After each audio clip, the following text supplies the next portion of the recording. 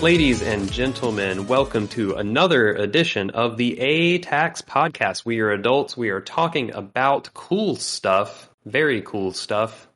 Today is August 17th, 2022. I am here. I'm alive. I am Flex from Raleigh, North Carolina. Joining me is Nate from Clayton, North Carolina. How's it going, Nate? Good. It's all accurate. I'm also alive. I was about to confirm. Are you alive, sir? I believe so. All right. Well, either we are both alive or we are all dead.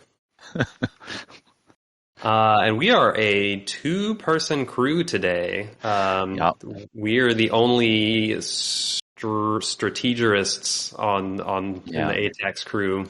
The only ones who triangulated. Mm-hmm. We don't have a third triangle. we really should have tried harder to have a third person for triangle strategy. Yeah. So between utility, morality, and liberty, which one are you? You don't have to answer that. Apparently, those are the three things in triangle strategy. Those are like vaguely explained early on, and then I didn't pay any attention to it for the rest of the game.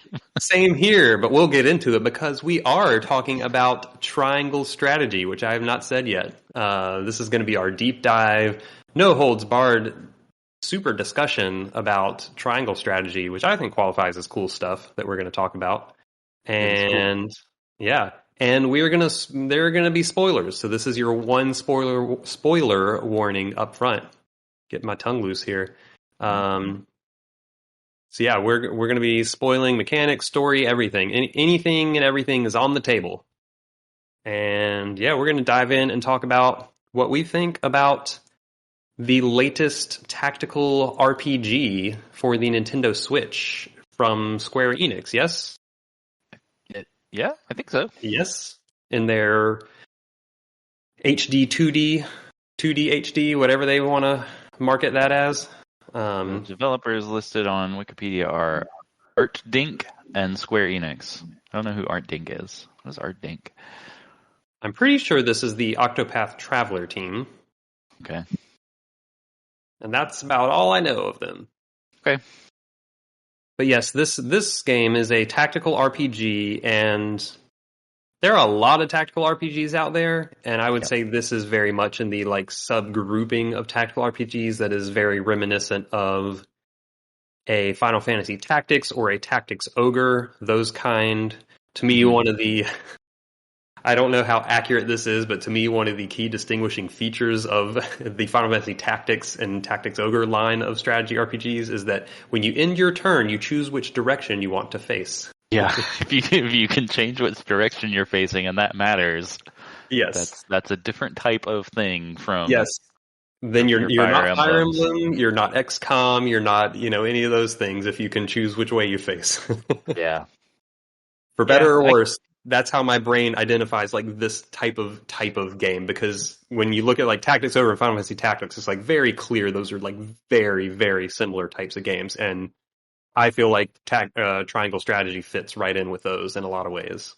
Yeah, I think you're right. I think that makes sense. Like, if you had asked me, like, how similar this game is to a Fire Emblem, I probably would be like, yeah, it's pretty similar. But like, I see how you're slicing up the wider genre there. Yeah, I think really I kind of half joke about the direction thing, and that is a key component. I think a bigger component is actually the way they use terrain, because if you think of something like a Fire Emblem, it is very flat. Yeah, it's all flat, and like different squares might have some slight properties or like blocking properties if it's a wall or something. But yeah, it's not a lot of like values and how does that affect movement and line of sight and ranged attacks and things like that, and all of that does come into play. So there is a little bit more direct unit involvement with the map and positioning and the direction you're facing. And I think that all definitely is here.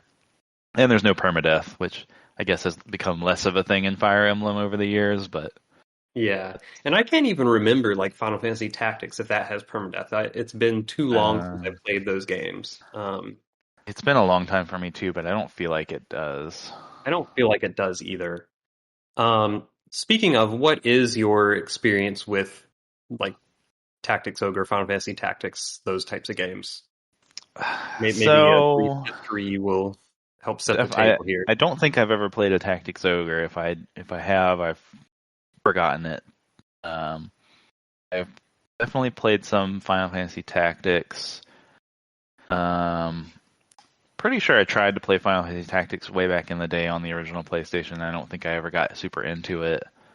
Played some Tactics Advance. Pretty sure I didn't finish it. Went back later, like probably 10 years ago or so, and actually played through all of Final Fantasy Tactics. Okay, cool. So your memory is probably fresher on it than mine then. And that was a really fun time, even if it is a pretty difficult older game to go back to after the fact, but it was still really good.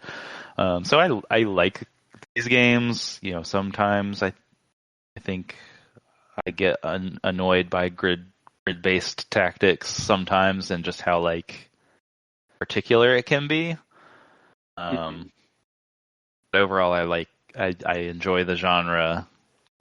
I think that these games, for whatever reason, tend to really go for like some pretty wild and impressive stuff when it comes to like narrative and character writing. And like, even though that's not a part of being a tactics game, for some reason, that's just something that I guess at least the most successful games in the genre do that I really get into. Yeah, for sure. Have you played any of the Tactics Ogre games? Yes, I have. So yeah, I played the original Final Fantasy Tactics probably 5-ish years after it actually came out, but that's at this point still a good 20 years ago.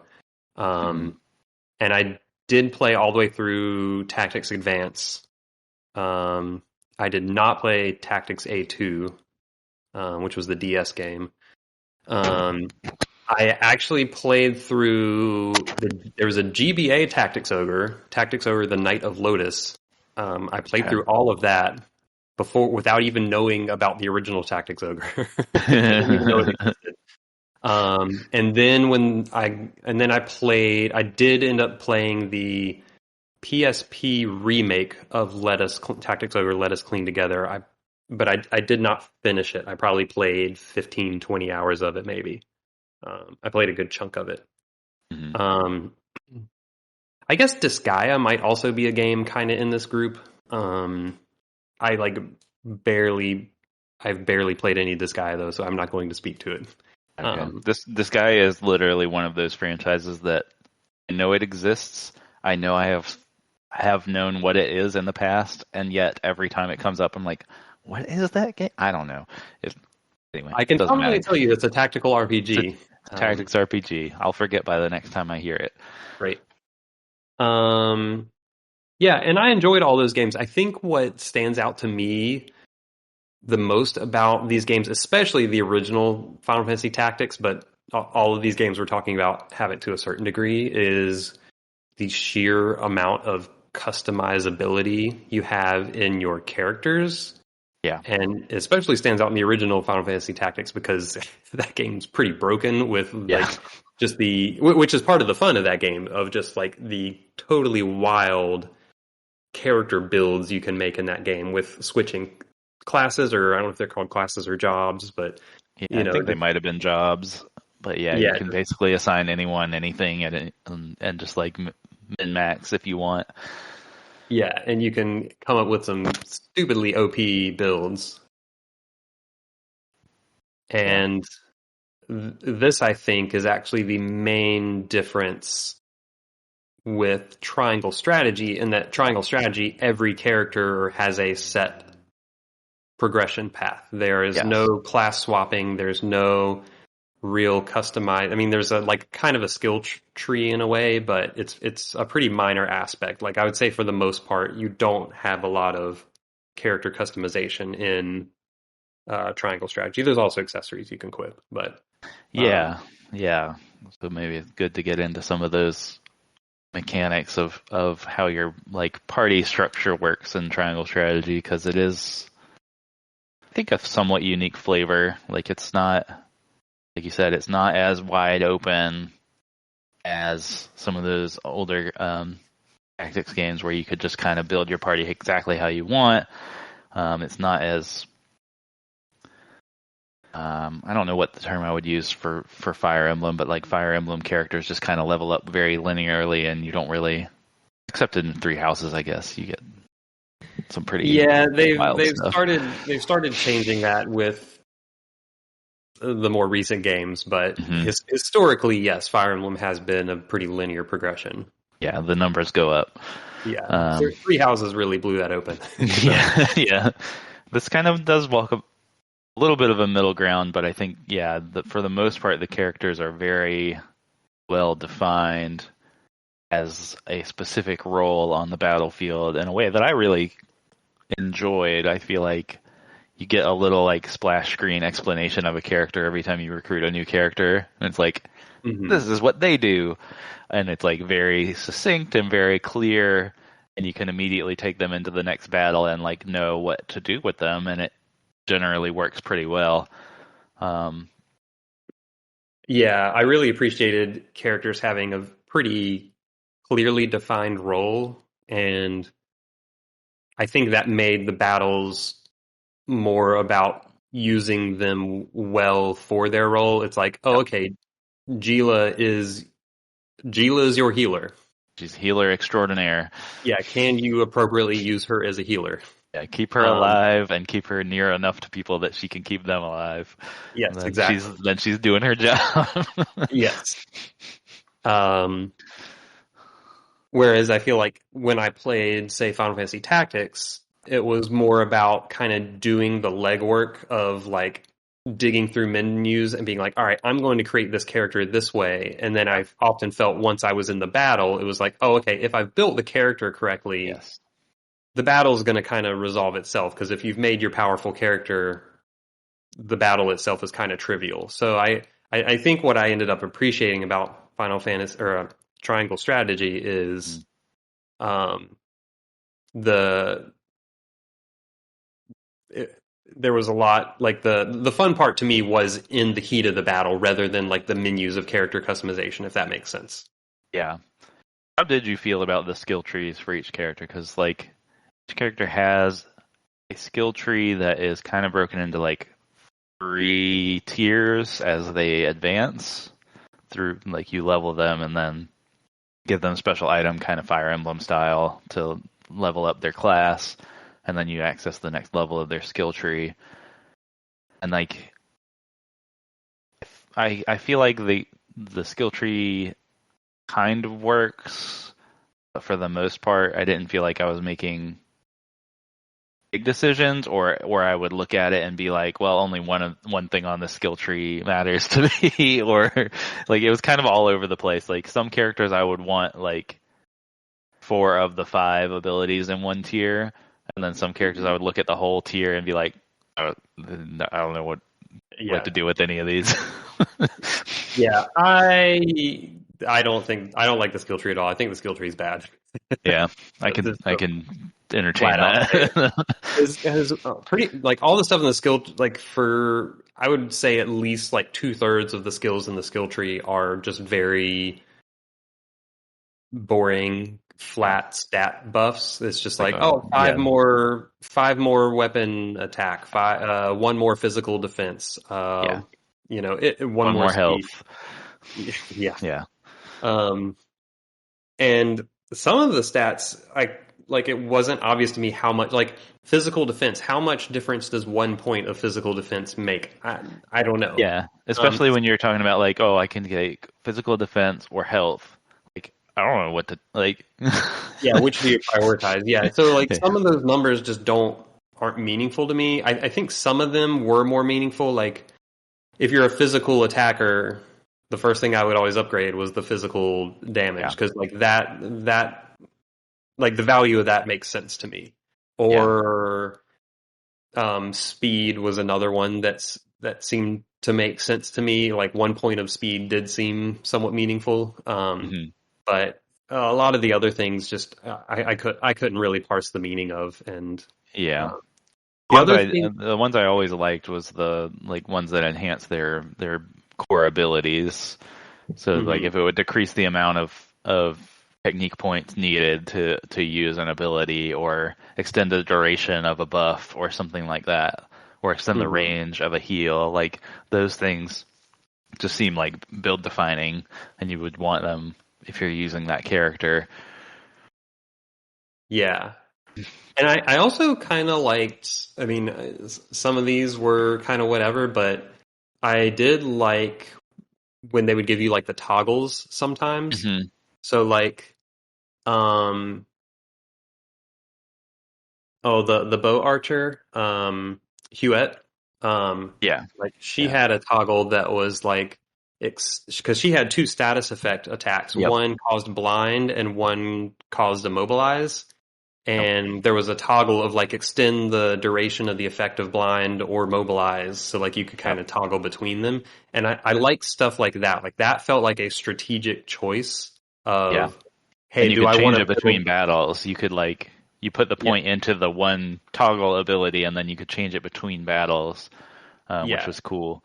yeah. So that's the stuff I liked in the skill tree, and I almost wish that they had just built out a like linear set of toggles. It's like, all right, at Hmm. level 3, you unlock this toggle, Hmm. and you can choose which way you want to go. And then at level 5, you unlock this toggle, and just or I don't know what the progression would be like, but like I felt like those were a lot more interesting because yeah, like I said, those stat things just didn't like weren't interesting to me, and Yeah, also the resources that you use to upgrade that's what I those, was about to tell about. the way they scale is insane. Like It to get the is first one on a row takes hardly anything, and then the second one, like already at the second one is like, oh, this is already kind of taking a lot. By the time you get to the third one, it's like, not worth man, it. this is just this is Yeah, just a lot. yeah, But then you can grind as many of those as you want through the mental mock battles. So like, yeah, by the end of the game, I started thinking like, is this whole tech tree thing just kind of meant to be where you put your grind focus if you want to grind to get like a slight boost, like a slight leg up? yeah, And that just didn't really feel good to me. yeah. I think that's pretty accurate. I mean, if you were wanting to grind to get ahead, you could just grind levels, but that's not as fun as unlocking things in a skill tree. So, like, yeah, having that resource dump, I guess, kind of makes sense for people who would want to grind a ton. But yeah, it doesn't feel great when you're like, oh, I need 10 of this Yeah, timber to I need 10 timber or whatever to to to make my buff. bow a little bit better. Yeah. Yeah, so that stuff really I didn't really care about that too much. Each character did get like a final special skill on the third tier, Yeah. which generally gave them like a whole new skill to use in battle. So it's like I kind of did want those in a lot of cases, but also there weren't the so to upgrade those tiers is not actually the class promotion, it's like a weapon upgrade. So Oh, that's right. you need weapon upgrade materials. The class promotion's a different thing. That's Um, right. but there actually aren't even enough weapon upgrade materials to like there's a finite number of those weapon upgrade materials in the Oh, game. So I reached a point at the end of the game yeah. where it's like, oh, I want to use 2 or 3 people that need this specific material for their final tier, and I just cannot do it. Yeah, that is kind of weird that you can't max out everybody's weapon, even if you wanted to grind for it. Because I actually got Maxwell recruited very late in the game for me, Yeah. and when I got him, I didn't have the item to upgrade even to his second tier, and I It was couldn't like, get well, any more. he's useless. Yeah, I couldn't get any more. Because I assume had gotten all of them you get in the entire game. Because I'd upgraded two or three characters with that resource, and I was Right. like, well, I'm just not going to use Maxwell. Yeah. um, so that was kind of a bummer of that as well. So yeah, and then the class promotion really just kind of locked out guild. hmm You got those like medals of bravery or valor or You whatever. would get them from some story missions. The shop would get a couple that you could buy throughout the game. Mhm. I don't know if there was any way to get more than just those, but yeah, I definitely didn't promote all of my like core cast even. I think I got most of the ones that I used all the time, but not all of them. Yeah, I think. Yeah, I think whatever I got was finite, and it was around somewhere in the 8 to 10 range is how many I got to uh, the Yeah, max tier of class. And I don't think there were any more to find. At least if there were, I couldn't find them. right. Uh, Yeah,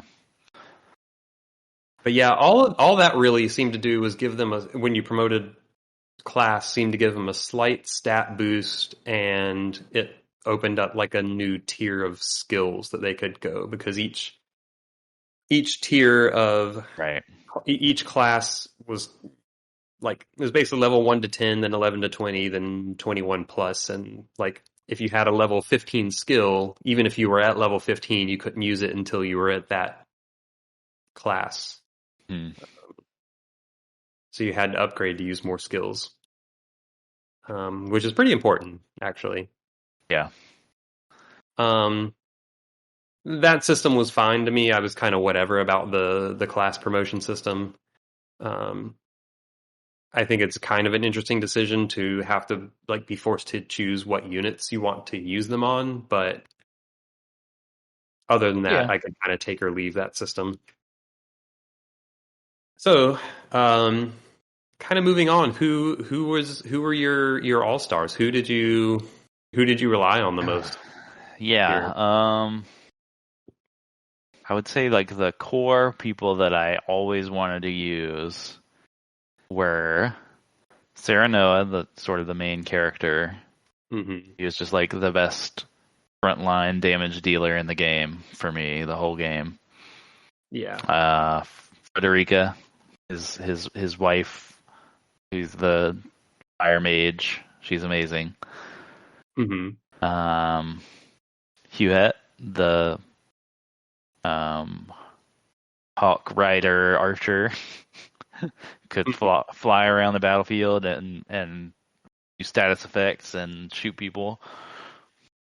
Um, Anna, the rogue kind of character, because she could attack twice in one turn, Yes. do tons of damage, especially if you were backstabbing. Hmm. She And could also especially if you're go, flanking. and she could also go invisible. Hmm. Complete, like I would just use her all the time and just like go invisible and just like run around the whole enemy line and then just start stabbing fools. um, and others that I adopted more slowly but ended up really liking were probably Narv. I think it's pronounced Narv. Hmm. It's kind of a red mage character. He has like all the elements in different forms of spells Yeah. and some healing. So Hmm. just like super useful in any situation. And then Julio is another swordsman. Hmm. Who I think is called like a tactician. He has a lot of like abilities to manipulate other allies, like technique points or give buffs, that kind of stuff. But, like I feel like that crew and oh, I missed Eridor, the Yeah, I tanky was about to ask, did you say tanky Eridor and I boy. missed it, or Yeah, I missed Eridor, tanky boy. yeah, Um, he. I feel like I got like all my core roles. I got like a couple of good frontline damage dealers, a couple of good mages, tank, and then Julio for his weird buffs and technique point management stuff. Mhm. And like that was my group I always wanted. I switched around a lot outside of that. Yeah. It's fairly similar to me. Did you say Benedict when you were talking? I didn't use Benedict a ton. I didn't hate him, Mhm. and I used him more early. But at some point, I feel like I ended up on a lot of like battle planning, deciding between him and Julio, and I would always pick Julio. Gotcha. I think I ended up in the long run going the other way. I used both of them whenever I had enough slots. I hmm think towards the very end of the game, when as you get more characters, and like there was a chunk in the middle of the game where they were always letting me use 12 people, and then the hmm last handful of missions it was always 10. And so I had to like Yeah, cut a couple people. yeah, And Julio was one of the people that kind of got cut, and I kept Benedict instead of him. yeah, Benedict, I was like a little iffy about early on, but yeah, later in the game, I started finding some of his later abilities really powerful because he had stuff that could basically like like move someone's turn right after yours, yep, or let someone move twice, like do go twice on their turn. Like he had yeah, like good turn manipulation stuff that I was really powerful. yeah. Um, He has some good ally buffs and stuff like that for sure. yeah, my standard with him was bulwark, which is defense. So I would Yep. I would have him put bulwark on Eridor and probably Serenoa and just kind of alternate between them so they always had the hmm buff because it lasts for 3 turns when you put it on someone. Yeah. Especially if Eridor was doing, if he was provoking a bunch of people, it's like, all right, Yeah. you provoke, Benedict's going to buff you, and you're just going to be, you're going to Yeah. be that super tanky boy. Yeah. Um, And those are just there, those super clear roles, like Shining is when you do stuff like that. Like it's so simple to do and it feels so good to just be like, okay, here's my tank. He runs forward, he provokes enemies. I use my buff unit to make him impossible to kill, and like all of those different synergies just feel really good. yeah, for sure.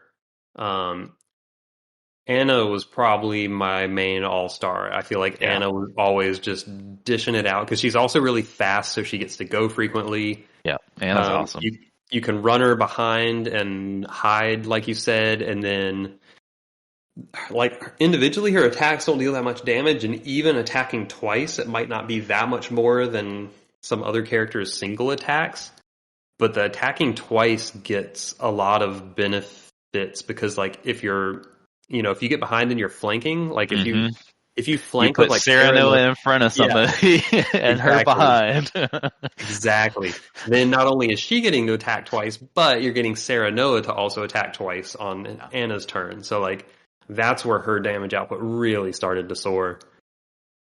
Yeah, the flanking, the way flanking works in this game is just super powerful, both when you do it and when the enemies do it, because yeah, it Yes. just gives free attacks to whoever you're flanking with. Hmm. Um, so Yeah, and I did like always have, good. and I do really like that element of the game of like just being super conscious where you position people, hmm even if you're not actively flanking, like kind of setting up, like blocking enemies from being able to flank or setting up potential future flanks, all of Yep. that stuff. All of that stuff feels really good. Yeah, for sure. Um, but yeah, I ended up using a lot of the same characters you did. Narv was also one of the. So there's the core 8 that you start the game with because Yeah. your first few battles you're basically using 8 people, which are those core 8: Serenoa, Frederica, Roland, Benedict, Eridor, Gila, Huet, and Anna. Those are hmm the those are the starting 8 that you more or less always have, depending I guess depending on your ending. But Yeah, and they're um, all good.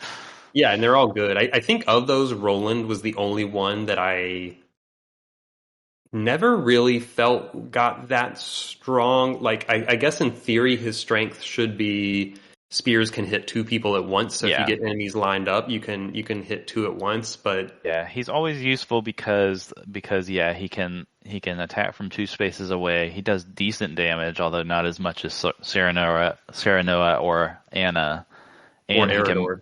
or Eridor. Well, he did about I think he did as good damage for me as Eridor, but I maybe feel like that's Eridor did more, but it could be yeah. selling rolling short Um, here.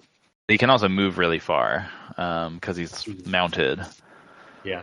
So that Um, got me into trouble because I would always move him really far, and then he would just get ganged up on. and then he And gets nuked. Yeah. he was almost certainly by a good margin the character that died first and most frequently for me. Just the prince of the kingdom. You just keep throwing him out to the wolves. Charges forth, and then all the enemies turn and say, "You are dead." Yeah, that was probably the thing that I got. If I lost a battle or a battle got really close, it was because I moved units too far out of position too much. Mhm. Like my most successful strategy in this game was do the ball of death, just put everybody close together and march them through, and then nobody can flank you and nobody gets ganked. So that way, like, But you did have to be careful on maps where there are other mages, which ends up yeah, being most maps towards the end, because if you clump up, they can really hit that multiple is units true. with a single spell. So Yeah. I did get caught by that a number of times where I'm like, ooh, I need to spread out a little more than I am because I don't Mhm. want three people to get hit by one spell. Yeah. This game with all the different archetypes that are very clear and all the terrain stuff and stuff we've talked about. Like I feel like it does constantly keep you on your toes as far as like thinking about your positioning and thinking about how your units are spread out or clumped together and adjusting on the fly. Like that's probably the big thing for me with like the moment to moment decisions in battle is like, okay, I have to think about where I'm putting everybody. Yeah, and that to me was the joy of the game. Was like Hmm. I did end up really liking the battles in the game. It was precisely that what you said of like really thinking ahead of like, all right, is where do I want to position this person? Like you can see the turn order, and especially on the bigger battles, it's like, oh, there's going to be a dozen enemies that go, Yeah. before this person goes again. So I really need to be careful where I place them. Um, and yeah, that stuff just all feels great, like coordinating all that. Um, I'm just going to kind of run through a couple characters. Hmm. Huette, I ended up also being, I think, one of my MVPs. Like, I think He's her awesome. status effects are just. I mean, obviously she has the mobility Yes. being a hawk rider, and she has ranged being a bow user. But I Yep. think even on top of that, I think her status effects are just really powerful. Like, I got a lot of mileage out of like blinding or Yeah. immobilizing the right, like if you can hit the right enemies with those, then you can basically ignore that enemy for a couple rounds and Yeah. focus on other stuff. And I like there was one battle where you get pincer attack. I think this is like midway through the game, maybe you get like pincer attacked on a bridge at Okay. the Glenbrook capital. Hmm. Um I think it might be Yep. right after everything goes down and you're like I trying to remember escape that. or Yep. whatever. Yeah. Yeah, When you can't say that because everything goes down in this game like 4 times. All right, the first time things The really first go down. time things really go down. Yeah, Yeah. you're in Glenbrook, and I remember the bridge battle. Is Yeah. that right after Maxwell dies, or Right after, right before. I think it was yeah, around then. But yeah, you yeah? get it was a pincer I remember. attack. I You're remember really the map. surrounded. Yeah, And I remember I was like, all right, everyone's gonna go one direction and just try and clear one side, except for Huette. yep. I'm gonna Yvette is send the you the one other character. direction. I'm gonna send Huette the other direction. You're gonna fly up to this balcony Yep. because there were like these little, and there were enemy archers up there too. And I had Huette just like immobilizing like the big tanky Yep. soldiers that were on the other side, so they basically couldn't join Yeah, just the. staggering their approach and making it Yeah, a numbers game exactly. in your favor. Yeah, Yeah, and stuff like that happened in multiple battles in this game where I'm like, man, Huette, you were really just like yeah, incapacitating multiple enemies at a time, yeah. It and feels so making the good. battle for everyone else go a lot smoother. She is that perfect like hit and run kind of character where she can just circle the battlefield and really mess up the whole enemy line with status effects. Yeah, for Um, sure. her and Anna are probably the two exceptions to what we were talking about earlier, where like sending a unit out of position Yeah. like gets them killed. Like Anna and Hewitt can do it and come back. Yeah. By the end of the game, I would just send Anna into the middle of a group of enemies and like she'll be Yeah, fine because she'll like be fine. her evasion's so high that she would just like dodge everything. Yeah, and if you Uh, need to, she can just go invisible. yeah, exactly. And she's so fast that she gets frequent turns, so you're just like, ah, we're good. Yeah, She'll figure it out. She's fine. yeah, Um, yeah, for sure. The mages, Frederica and Narv were the main ones I used. I also yeah. used Izana a little bit, but I ended up dropping her at some point. Yeah, I kind Um, of liked what I used her of, but like I didn't feel like I could usually field three mages. yeah, same Um, here. and the other And two I just liked better. yeah, it's same. Frederica, I think, is just super strong. Like She just nukes yeah, things. she's not really versatile, but she just hits super Yeah, hard. Like when I you put, need a group of enemies to just yeah, melt, you just send in Frederica. She's got it. yeah, and I put some magic rings on her to up her Mhm. magic even more. Yeah. And yeah, she was just like, yeah, just go to town, just Yep. burn everything. Um, Most of the game, once I had them all, I would just use Julio next to Narv and Frederica, just constantly handing them TP and damage buffs, yeah, just back and forth, and then yep, they're just flinging magic. yep, for sure. That was yeah. Julio's entire role was, hey, support Narv and Frederica. Yep. That's your entire goal here. Um, see, outside of the main, oh, Corentin is the other mage, but I didn't really use him much. Yeah, I feel like, and I'm looking at the character list here. Apparently, that's the character you get if you visit Hyzant in Chapter 3. You get a different character if you go to Frost, Mhm. apparently. So And I which wonder. way did you go? I went to Hyzant, so I also Okay. had Quarantine, and I feel like it comes early enough in the game where it's like, yeah, Frederico's really strong. This guy doesn't seem as strong as a mage, so Yeah. you just kind of like, I feel like unless you just wanted to field a very mage heavy party, I don't see anybody using him. Yeah, that's exactly what happened to me. And by the time I could field more mages, I had Narv, Hmm. and Narv also had ice spells like Quarantine. So I was just Yeah, like, and Narv had healing, and he had yeah. thunder. So he just seemed like a more versatile. I don't know if Quarantine gets as similar to Frederica, gets some better stuff later, but um, This other guy though, if you go to Esfrost, is an archer, which would have been cool to have. oh, what is their name? Rudolph. Okay, yeah. So I did get another archer. Did you get Archibald?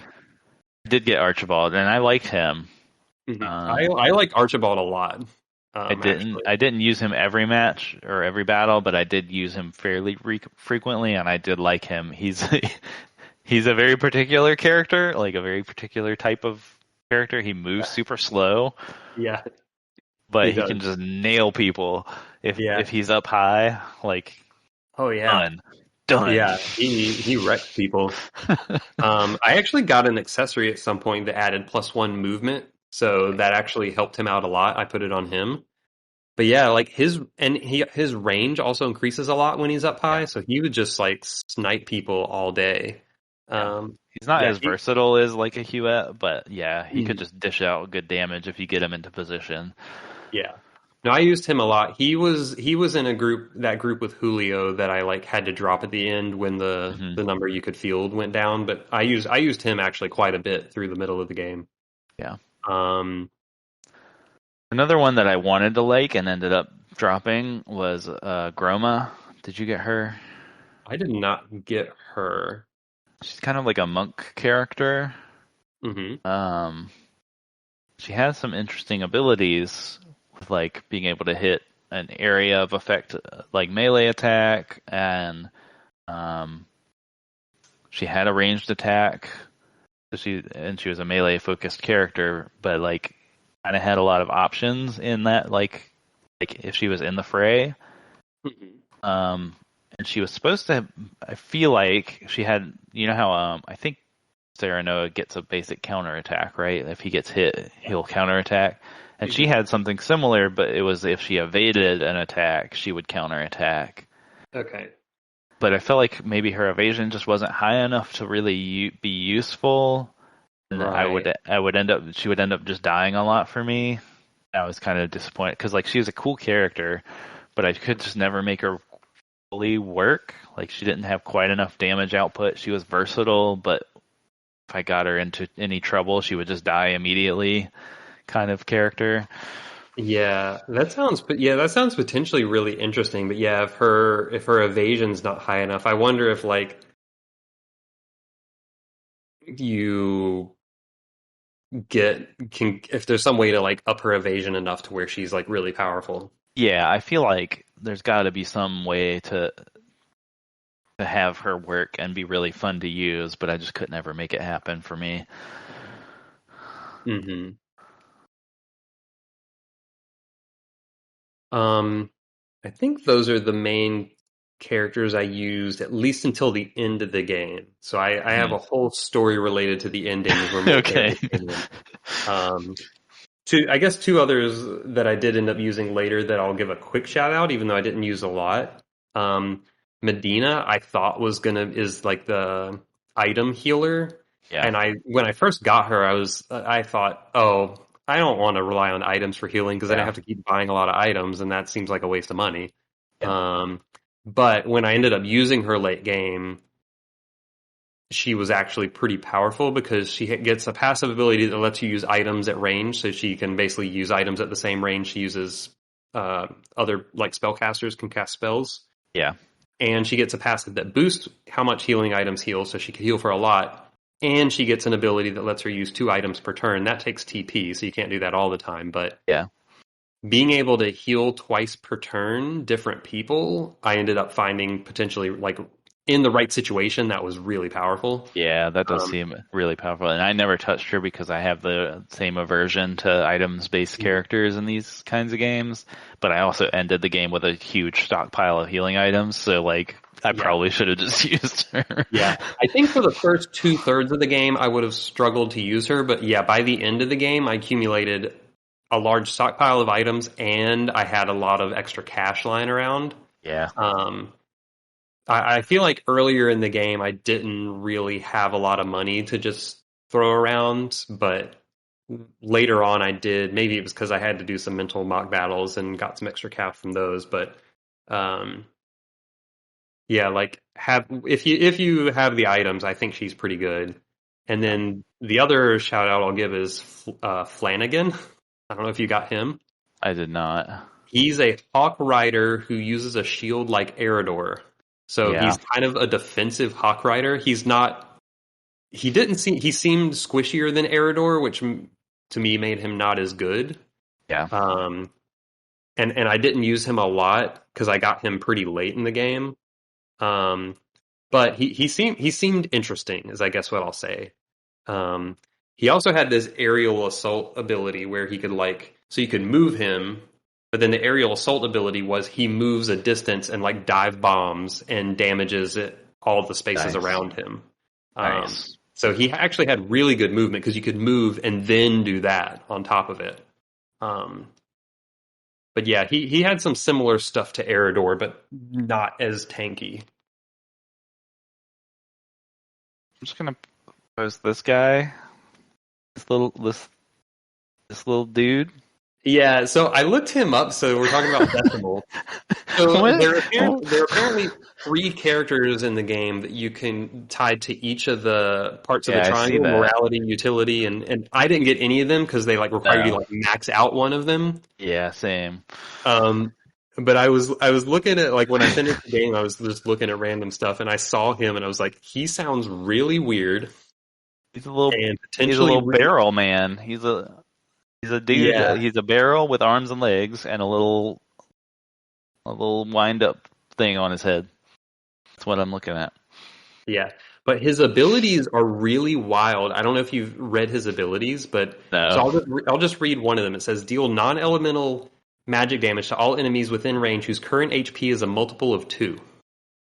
Oh, yeah, okay. And It's and like he has multiple abilities that are of that flavor. So it's like it's like you that do, leaning into that weird old school style of like Final Fantasy spells that are based on level and stuff, like death yeah. and whatnot. So like he's listed as like a numerologist or like a Uh-huh. weird like I mean his name is Decimal. So like Yeah, he's yeah. he's like yeah, he's like this weird like number manipulation type of class character that That's I so mean silly. it seemed potentially interesting, but um yeah, I didn't get him, of course. No, Um I can tell you that if I had gotten him, I would have been tempted to use him because he's a little barrel boy. I would not have used him looking at his abilities because that makes me scared. yeah. Yeah, so is there anything else you wanted to shout, like say about like character abilities or the combat in general? Um, Not too much. I think like we've talked about different like character abilities and the concept of technique points, and I do think it's worth shouting out that like I think that system and the way it's implemented is really smart. Like Yeah, that's a good. each character has a couple of abilities, and Hmm. then yeah, the technique point system of being like everything costs like everything other than just basic movement actions and attacks costs like 1 or 2 technique points usually. And you refill each character refills 1 technique point every turn. It's like super simple. Yeah, It just works. yeah. I also really like that system. The only gripe I kind of had about it is I feel like I wish the mages had something they could do with one or less TP because Yeah. like all attack spells in the game cost 2 or more TP. So it was like they're always just burning TP, and when you run out, they're kind of useless for a turn or two, Yeah. unless you have Julio or someone giving them back TP. Hmm. Um, and I think some of them, Frederica might have gotten this. Some of them might have gotten like a TPKO or whatever Yep. ability where they get a TP on a kill. Yeah, that's why I really liked Frederica because yeah, if she got a kill on her turn, she would refill. Yeah. She So uses constant nukes. yeah. So if you're like playing smartly and like using her to finish off enemies, then yeah, you can kind of keep her topped off. But I don't think she gets that ability for a while.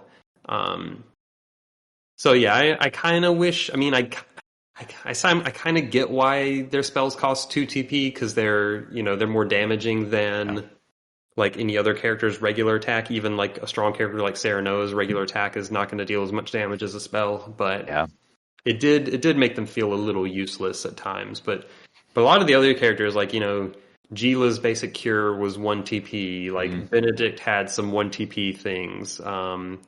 Like most characters had a good 1 TP thing that was like you knew was always going to be available because you refill 1 per turn. But then they had some stronger abilities that would cost 2 or 3 that like, oh, if you Yeah. use them at the right time, like those are like big swings. But you had to really use them at the right time because otherwise it'd take a while to get that TP back. So yeah, I think that whole TP system was really simple but smart and like made you really think about when you use your abilities because you can't be willy nilly with it.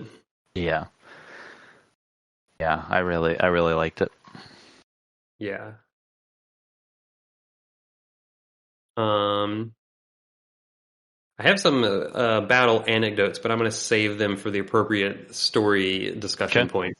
All right. But otherwise, any other kind of mechanical stuff you want to hit? No, I don't think so.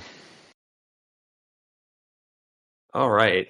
Um, so we're going to kind of turn to more narrative focused stuff here, and I definitely don't want to just um, run through. I definitely don't want to just summarize the narrative. We don't need to do that. No. Um, but I do.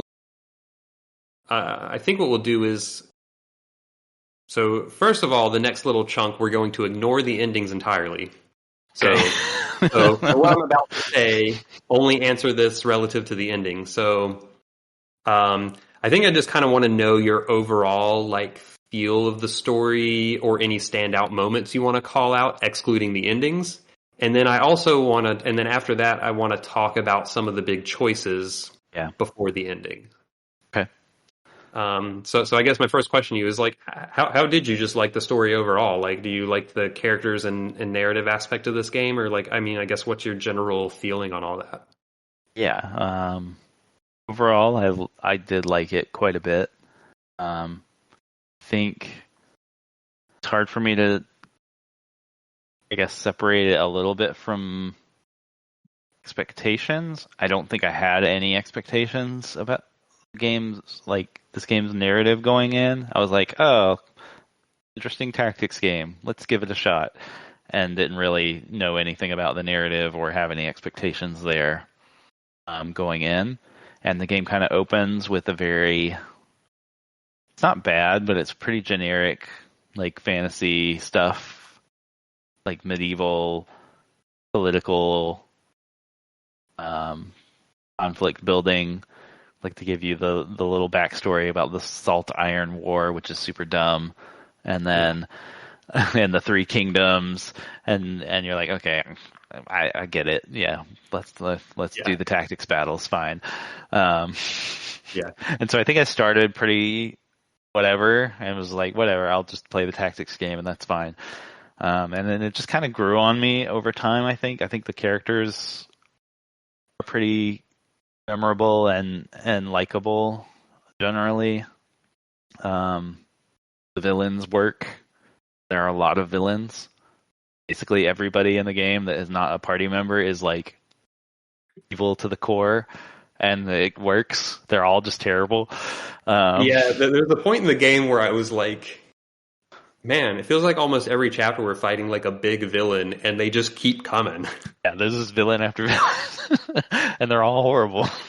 Yeah, uh, and the thing that I think made me end up really appreciating the game as I kept playing and like getting to like the characters and I like the villains and I like fighting the villains and seeing the cool battles and it's just like it's probably like 4 times in this game where I was like, okay, I see what this game is about now. Like we're gonna do this thing and then that's gonna be the game. That's gonna be, and then they're like, yeah, that's gonna be like the next couple chapters, and then we're gonna do something, yeah, and then after that point, I'm like, oh, okay, I get it. That was set up, and now we're doing the thing. This is gonna be what, and then they're like, yeah, for a couple chapters we'll do that, and then we're gonna do another thing, and then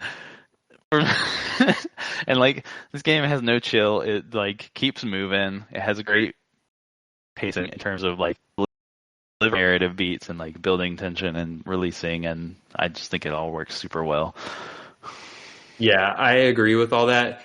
At the For the first little chunk of the game, I thought the story was super rote because it was just like, oh, this is all just very Yeah. generic and standard, and um, yeah, it's like they're setting up this world, but it's like nothing about it was super interesting. But yeah, I think as the game went on, it was just like almost to a comical degree, just like, oh wow, yeah, this guy did some stuff, and now we're just gonna fight this person, and we're gonna do this thing. Yep. Um, yeah, it was. Yeah, I'm trying to think of specific examples, but maybe when we talk about choices, I'll remember some of them. But Well, yeah, like yeah, some of the things that I'm thinking about are like it starts off where it's like, oh, there's peace between the three kingdoms, and they're gonna do this joint mining venture, and I'm like, okay, clearly that's gonna go bad. This yeah, mine is gonna go bad, and like it does. And yeah, there's betrayal and backstabbing, and then the Esfrost army seizes the mine, and I'm like, okay, this is what the game's going to be about. They invaded, they seized the mine, we're going to fight them for a long time, and then eventually we'll get the mine back, and yay, we win. And that's not what the game is about at all. no, And then they just like keep snowballing it into different conflicts with different people over and over and over. And like yeah, even that initial invasion, while it's the catalyst for everything, is like that's not the end game. because you eventually like win back your homeland, and that's not the end of the game. Like it just keeps going. Yeah. Yeah, I think yeah, cuz yeah, I mean there's S Frost and there's Hyzant, and Mhm. then, there's some other players in there, like there's oh, what's the house that's like north of the Glenbrook Capitol? Yeah. There's House Fox to the south, and there's another house like to the north. Yeah, I can't remember Um, their name either. and that guy's a squirrely little Mhm. like he pops up and just becomes like a real thorn in your side, and like, Mhm. but yeah, like, 'cause it definitely really feels like you're gonna be fighting S Frost for a while, and it's like even at that point, it's like, oh, it's pretty clear Hyzant's going to be a big player in here at some point, but it's like You're never really the sure how, and yeah, like, but I think it's the way that they become big players is like yeah, kind of wild in some ways. Because it's like, oh, I thought they were just going to be like, oh, the rich people rolling in to like take everything over or whatever. And like hmm in some ways, that's kind of what happens, but there's a lot more nuance to it of like, oh, yeah, there's the seven members of the Saintly Seven, and like they all kind of have different personalities and to some degree like different goals in a way. So like yeah. And there's like they're infighting between them, and they're trying to like manipulate you to take out their political rivals. Like, Mhm. there's a lot of like pretty good political intrigue in this game, and like lots of individual characters with their own motivations working all against everyone else. And like Yeah, it all keeps coming to a head over and over and over. yeah, for sure. Um, yeah, and I think that's where it really started working for me in the back half of the game is like you said, when all these people are like doing their manipulation Mhm. and like kind of backstabbing each other, and just all of this happened all over the place, even within one entity, like the high, even within Hyzan, even within the Saintly Seven specifically, Yeah. like even more specific than that. Like it's everyone's just like swinging for the fences, or like Yes. whatever each individual. I think this is what makes the game super wild to me, is like each individual character has their goals or their wants, and no character holds back in any Yeah. degree for what they want. Like no character ever says like, oh, what if I like tempered this in a way so that if it fails, Yeah. my entire life doesn't explode in my face. Like nobody holds back at There all. are there are no plan Bs in this world. Like No. as Frost invades Glenbrook to get that mine, and it's just like gloves off. Everybody Yeah. is just ready to go. Yeah. It's like I feel like every character in this game operates in like a kind of neutralish shade of gray until they don't, and the second they don't, it's Yeah. exactly what you said. Gloves off. They're just swinging for the fences. Yeah. And it's just like one chapter after another, a different character, a different antagonist character is throwing the gloves off. Yes. Um, Yes. yeah, so it's just kind of wild that like it's like in some ways the characters are kind of simple because once they throw the gloves off, they are just like blatant villain, like you know what they're going for. Mhm. Um, but it's also just I don't know. It made for entertaining swings to be. Yeah. Um, Yeah. for as dry as the game was when it first opened, I think until Dragon was, I think when Dragon was killed at the mine, that was like, oh, okay, things are happening. Um, Yeah, that was the but first moment where it's like, okay, now we're getting to the real thing, and yeah, I then think I think everything up until then I thought was really dry. yeah, And I think that doesn't help. I think this game's biggest narrative weakness is I think some of the central characters that you control, I Mhm. think are most prominently Sarah Noah, I think are just really boring the entire Sarah game. Noah, your good old boy who just wants to honor his dad and be a good lord. Yeah. And I think a lot of the characters, so um this ties into the ending. I think Frederica, Roland, and Benedict each get a little bit more bite to them as the game goes on, but I think Yes. most everyone else, especially Sarah Noah of your starting crew, is fairly one note for most of the game, and I think that's probably my main like narrative gripe with this game is that like you get some little backstories that flesh out characters like Eridor and Gila and Anna, and like you get some stuff for them that's not necessarily bad, but I think like overall when it comes to the moment to moment happenings of the game, like a lot of those characters just don't have a lot to them. Yeah. Um, and Sereno is the biggest offender because he is the one like Yeah. Anna doesn't really have a lot of agency in the story, but Sarah Noah does, and then he's also like stiff as a board. Yeah, So, he is an extremely boring main character. yeah, he is. I think for most of the cast, it doesn't bother me that they're pretty one note because the cast is just so big. Yeah, Like for when you sure. consider all of the side characters and enemies and everything, like that cast is so huge that I get it. Yeah, but I think Sarah Noah is the one who like Sarah Noah needed more personality for me. Um, all right, so let's start talking about some of like the major choices in the game.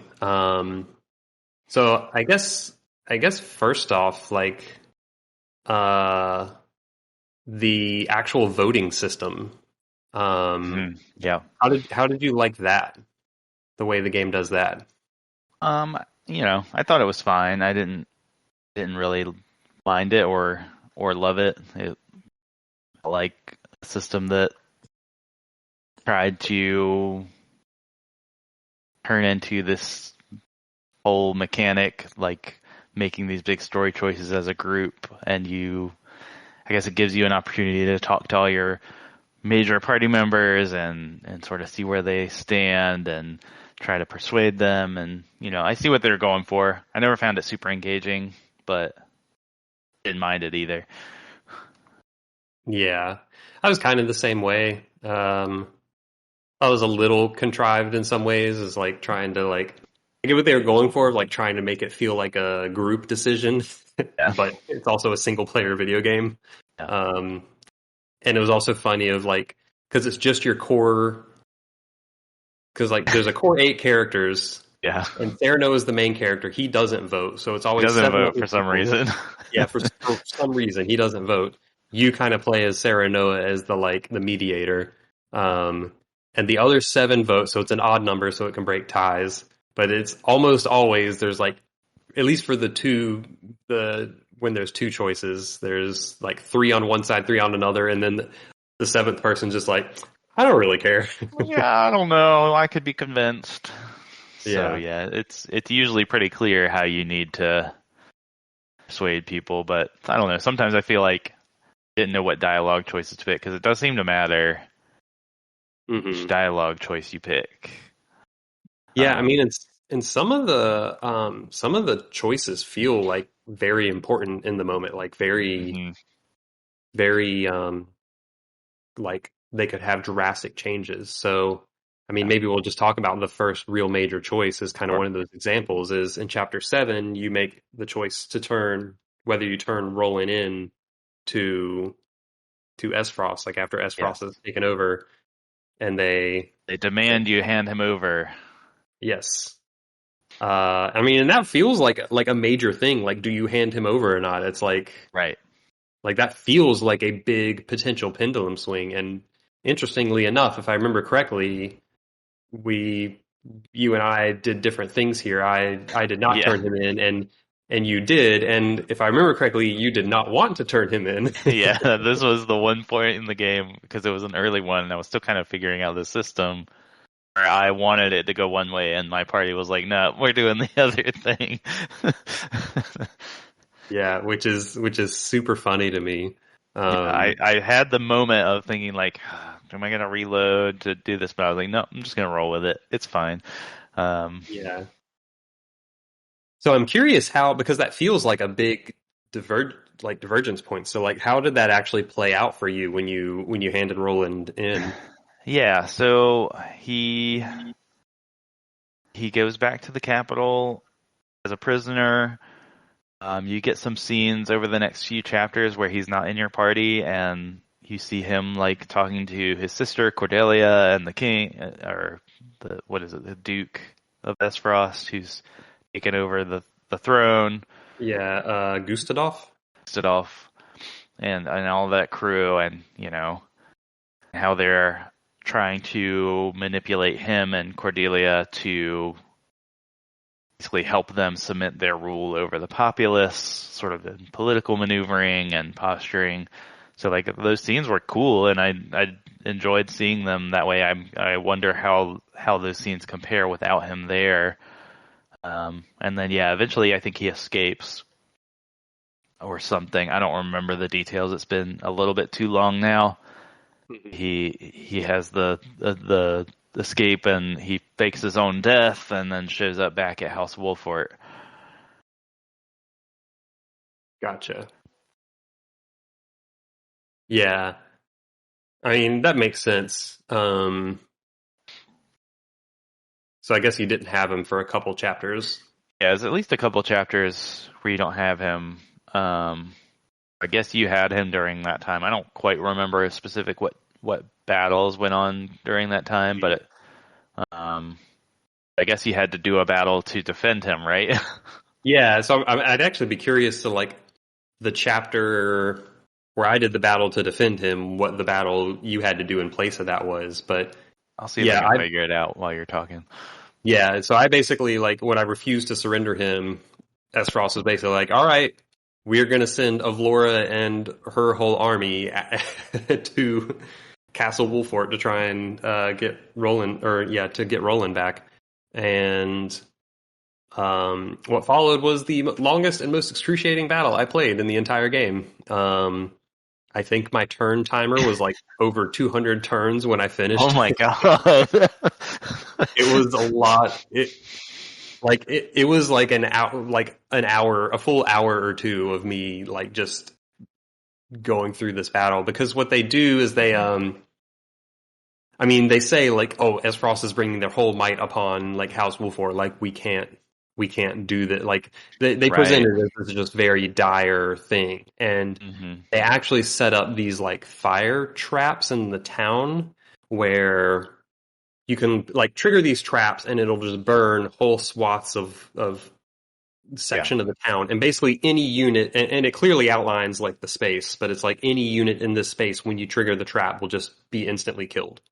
So it's just like an instant death. And there are like 3 or 4 of the traps just spread across the map that you can trigger. Right. So you were supposed to use those to help you against the overwhelming odds. Yes, exactly. Yeah. It was definitely a map of like overwhelming odds, but you have these traps to like kind of equalize it. I did not use the traps. Right. Which made it by far the hardest battle I played in the entire game. Actually, the other hard battle, which I'll get to later, was on this exact same map.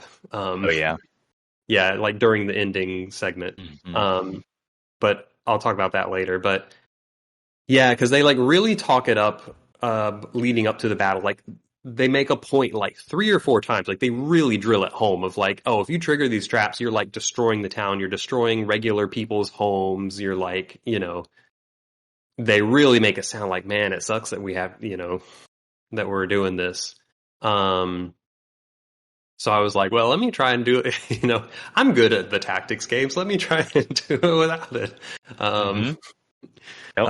2 hours later, it's just Benedict and Eridor and Serenoa are the only 3 left against like a dozen archers and knights, enemy knights. And it's just kind of doing a fallback of like, all right, Eridor is going to attack this turn. The other 2 are going to run away and heal, use healing items. The next turn, Eridor is going to use healing items, and it was just a leapfrogging retreat, circling around the map, doing that for a while. It felt very cheesy, but also you do what you can. I mean, it definitely, that map definitely was like, oh, you can like survive for a while if you're just like taking it slow. Yeah. And a lot of the maps are that way, especially when you get down to the end of a match, like end of a battle when there's not as many units on both sides. I had a couple like that where it got down to like a couple units on both sides and could just kind of skirt around and play silly games with the AI because it's not the best AI in the world. No, they're really not. There's a few times where they made some really dumb moves when I was playing the game. Yeah. The funniest one. Sorry, this is an aside.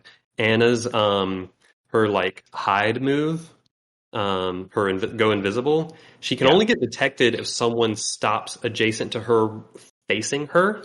Uh-huh. So later on, there was a map with just a single width corridor, and I put Anna hidden to block it. Yep. And the enemies kept running up to her, but turning sideways and ending their turn, Yep. so they I wouldn't had see her. I had one similar like that. And I don't know if you had this battle later on or if you would remember it, but it was like you're on like a raised arena. It's like a square. Hmm. There's a whole ground below you, and then Yeah, there's like four sets of steps on each side of the square leading up. yeah. And I had her standing like blocking one of those steps invisible, and all the enemies on that side would just like run down the steps and around the whole arena to go up another set of steps. So So she just funny. like single-handedly quote unquote defeated like a quarter of the enemies by Yeah, standing there invisible. yeah, yeah. It's pretty good. And yeah, in a later map, I had clogged a little corridor that like cut out probably like a fourth of the army, the enemy army. But yeah, in this map, most of my people died when I was trying to take down Avlora because Avlora, like, she was Just really nuke fast, so people. like she was going frequently and she hit hard and like healers would heal her. So I got to this point where I'm like, I just need to throw everything I have at her and take her out. Yeah. Otherwise, I'm not gonna win this war of attrition. And I lost probably 3 or 4 people just trying to take her out because I couldn't really play it super safe. But yeah, I I think ended up I winning that battle, and then after using all my healing items and a lot of turns, and and I think there might have been one other fight, but like pretty quickly after that battle, Roland faked his death. okay. So probably the exact same faking his death scenes that you got. Yeah, And it that's probably the same. Yeah, because every Sereno and everyone was basically like, as long as Roland's with us, they're just going to keep attacking us. So we have to figure out a way to like get them off our back. So they faked Hmm. Roland's death, and then S Frost, stopped messing with you. Hmm. So I Yeah. found what I think is the battle you get on my end that I remember this battle and when I saw it I was like, wow, you didn't have to do this, huh? So what they do is they take Roland and they're like, oh yes, good house wolf for it, good obedient house wolf for it, doing swearing allegiance to your new lord, and then they send you to kill one of the other houses of Um, Glenbrook. is it House Fox? Yeah, Fox. Did you have to Oh do that man, fight? no. Yeah, so you have to go and actually like they like Sarah Noah and Wolford are all like, we're just gonna play along and we're gonna go talk to him and see if we Mhm. can whatever. But then like by the time you get there, there was some machinations going on that made him just like immediately want to fight you. Yeah, So you end up pulled into this conflict where you have to kill this other guy who that's is part terrible. of your kingdom. It was awful. Yeah, they basically just for me had a cutscene of Laura rolling down there and taking him out Gotcha. around that time. So they basically Makes just sense. shuffled him off in a Mhm. in a story sequence for me. But yeah, that sounds real rotten that like you have to fight like one of your few potential allies because he seemed like one of the few genuinely good people in the game. Yeah, he Like was like one of yeah, go ahead. yeah, because we were talking about earlier of like, oh yeah, everyone in this game who's like not in your party is just like just goes full evil at some point, Yeah. and he seems like one of the few people who was not not that. Yep. So that was rough. Yeah. So what was the next big choice? So there was a choice regarding Silvio, but that didn't feel that major. No. Um, did you have a choice to aid Sorsley with like an Yeah. illegal salt trade? Yeah. Um, It's later on, yeah. yeah, so that seems like it's around later, chapter 9 maybe. Yeah. Um, Yep. yeah. So what did you do in that choice? did not work with him for his um, illegal salt shipments. So at that point, I was like, okay, Glenbrook has fallen. Esfrost is evil. Don't really know what Hyzant's deal is. This guy is clearly doing bad stuff. See if we can go make an ally in Hyzant by turning him in. And then you get there, and it's just like, oh, everybody here is just trying to stab each other in the back. Yeah. And then you get swept up into all that. Yeah. Yeah. So what? Because I think the other point was to report it. Yeah. So you reported him. So like, I guess you ended up having some battle in Hyzant or something. Yeah, there were some battles in Hyzant. There was like long sequence of trying to gather evidence to prove that he was doing illegal stuff because they didn't want to believe you. Right. So right.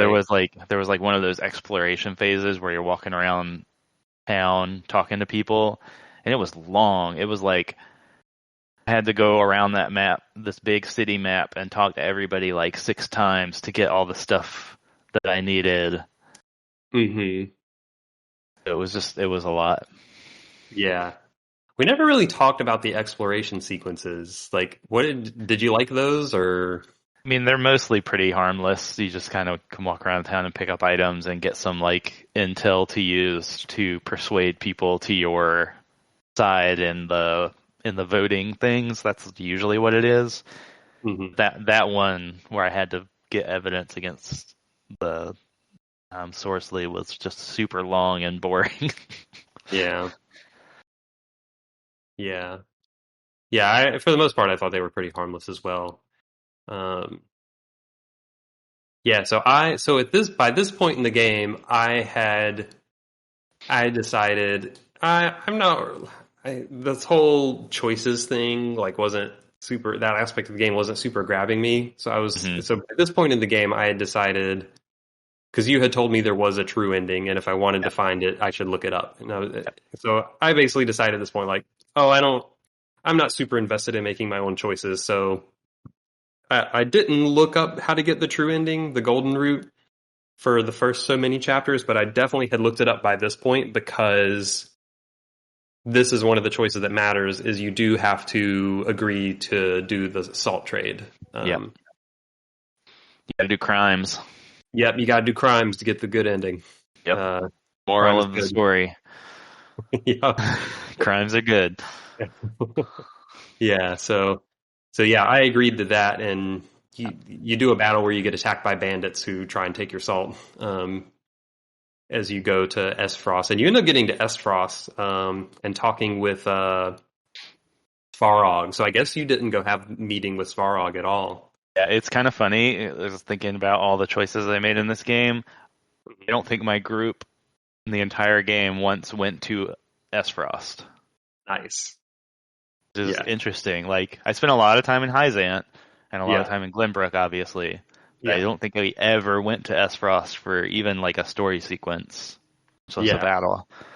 That's interesting, yeah. I mean, I don't even think I went there but maybe 2 or 3 times, and I never went far in. It was always, because Svarog's at like, on the map, there's the main city like farther up north, but then like at the edge of Esfrost, there's like a gate and like a border thing, and that's where Svarog is. So like I only ever went there. Yeah, that's where you go here and you talk to Svarog, and you get another choice, which I'm guessing you didn't get, whether you reveal Roland's identity to him or not. No, I didn't get that. Yeah, and I basically revealed Roland's identity, which like kind of engendered some trust with Svarog. So Svarog, you kind of win Svarog over to your side, going this route. So is he not like a Frost loyalist, like a Sudolph loyalist? Because they killed Dragon, Right, who's that's right. That's his son. So he's kind of wary of the whole situation anyway. Yeah, so I forget exactly what he thought when you first show up, but I mean, you basically tell him what happened and that, Gustadolf plotted to kill Dragon. and he obviously doesn't like that. So, Yeah. I mean, his whole role in the story is basically like he wants revenge for Dragon. Um, Yeah. This is one thing that I think is just really cool about this game is like there are so many characters and like you had different relationships with a bunch of different ones and got a different bunch of different scenes with a bunch of different ones than I did. And like I'm usually not in a game with this big of a cast of characters that I don't think like the story beat by beat plot is like super novel or anything, but like I still remember, even though it's been a while since I played this game, I still remember like all these characters and like sort of their general like worldview and motivations and what their deal was. Like I don't know what it is exactly, but like this game communicated that stuff really well. yeah, I think part of it is that a lot of the characters are fairly straightforward. Like they're fairly Yeah, like they're not all. Most of them are not that dynamic. yeah, that's true. Like so I think they're able to. I mean, but I think in a game with so many characters that works to Yeah, its benefit because it's like, oh, when I think of Svarog, it's like I just have a very clear picture of what hmm Svarog is about in my head, even though he's one of dozens of characters. yeah, And there's not a lot to his character. He's like the old man who's grieving his son and, wants to do right, by honor his son's death and avenge him. Like, yeah. that's kind of the whole arc of his character. Right, And that's right. really all he needs to fit into this larger plot. Um, Yep. yeah. So once you kind of tell him and Gustave kind of manipulates Svarog a little after this point. So he's not like, there Right. is a little more nuance to Svarog, but for the most part, like he's kind of with you. hmm You actually have a battle when you go visit him because there's like a spy in his ranks, a Gustave spy, Okay. who like goes and tries to like mess with some things, and you end up fighting some Gustave troops. hmm Um, but but yeah, I thought that was a cool path to go. Yeah. Let's see. In chapter 11, did you have a choice to turn the Roselle that you were protecting in Glenbrook Yeah. over to So Highland or not? so by this point, and I assume it's probably pretty similar in your pathway, you Sarah Noah had become pretty like prominent in the Hyzant political world based on Yeah. the stuff that happens in the past few chapters, and they're going to make him one of the Saintly Seven, one of the kind of religious leaders. And Mhm. so then they say, well, you got to give us the town of Roselle that Wolfort has sort of defended since they escaped, and the Roselle are sort of the slave people of this world enslaved by Hyzant for religious purposes to, yeah, there's a whole lot of stuff Yeah. there. They're the exploited class Yeah. that they've basically enslaved for free labor. Yep. And they've justified it through religion. Yeah. They use religion to enslave these people and make everybody in Hyzant think that that's just good and holy. Mhm. It's yeah. It's Yeah, all that. because there's a lot of like earlier on in the game of like you go and visit Hyzant and like some people of your group are like, man, everything just seems perfect here. It's like I guess you can have it all and like not have conflict and not Of have course, whatever. yeah. And like of course us as the player is like, oh, there's definitely gonna be something going on here. Yeah. And of course, yeah, there's this whole uh It's slaves. there's this whole slave free slave labor and just treating hmm the Roselle like just treating them terribly. Yep. So yeah, you get the choice to go along with what the Saintly Seven and the Hierophant want and give them the Roselle, or to defend them, and I definitely chose to defend them. Yeah, same here. And I think that was one required for the true ending as well. But You that's know, one I that would think I would so, have. but maybe they're making choices about doing crimes versus. Mhm. But that's one I would have done. I think most of the true ending ones I would have done what they said anyway. Some of them I might not have, like the legal salt trade. I'm not sure I would have gone the true ending way on that one if I didn't know about it. Really could have gone either way on the salt trade thing. I didn't have a strong opinion when I got to that choice. mhm. Um, So, chapter 12 is not on this wiki, but I want to talk about that because I believe that's the chapter where you you can get a quote unquote bad ending. It's kind of weird. Where oh like yeah, you're did I get that? I think I did. yeah, I feel like I mentioned I remember you mentioning that where like you're in the Roselle village in near Wolfort, Yeah. and Okay, I remember now. you have to like find some relic or something, and Yes. I forget what purpose you need that for. I forget why that's a like fail state if you don't. Yeah. It's super Um, unclear at the moment why you need to find it. But they're like, oh, there's something hidden away in the Rosellan village that will bring down the lies of Hyzant. that's right. And when you find it, it's a crystal or like a salt crystal. Yeah, yeah, Um, even like up until that point, I don't think it's like at all clear what you're doing or why. So I was kind of like, oh, I'll do my best, and like I didn't really find it, and then you try to do the battle, and it's just like, nope, sorry, you lose. great. Yeah, it was presented as this thing of like yeah, like if we're going to actually like have a way to fight back, we need to like expose Hyzant's lies and all this, and Yes. like showing that there is more salt in the world and that the source is not the only Yes, that's what it source ends up being of about. Is like, oh, there yeah, are places to get salt other than source that Hyzant controls, which is why they're so wealthy, and they yeah, have buried this secret for generations. I guess I don't know. yeah. I mean, yeah. I mean, Hyzant has built their wealth off of having a salt monopoly essentially, Yes. and they've basically hidden the fact, or maybe I guess they didn't all even really know. Like maybe the Idor or whatever his name was, like maybe Hmm. he knew, but like definitely the military guy X-Arm, Minister X-Arm, like XM, yeah.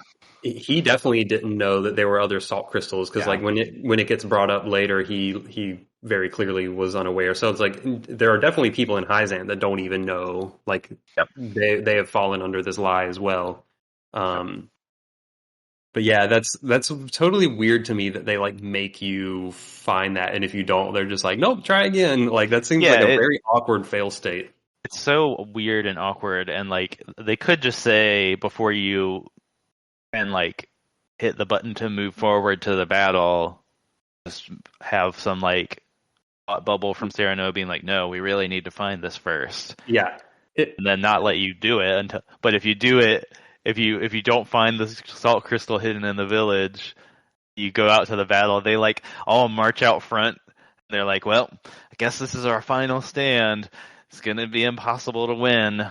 yeah, And then it just like zooms out to the world map, and it's like, and Sarah Noah and the House Wolfort fought bravely, but were ultimately defeated by Hyzant.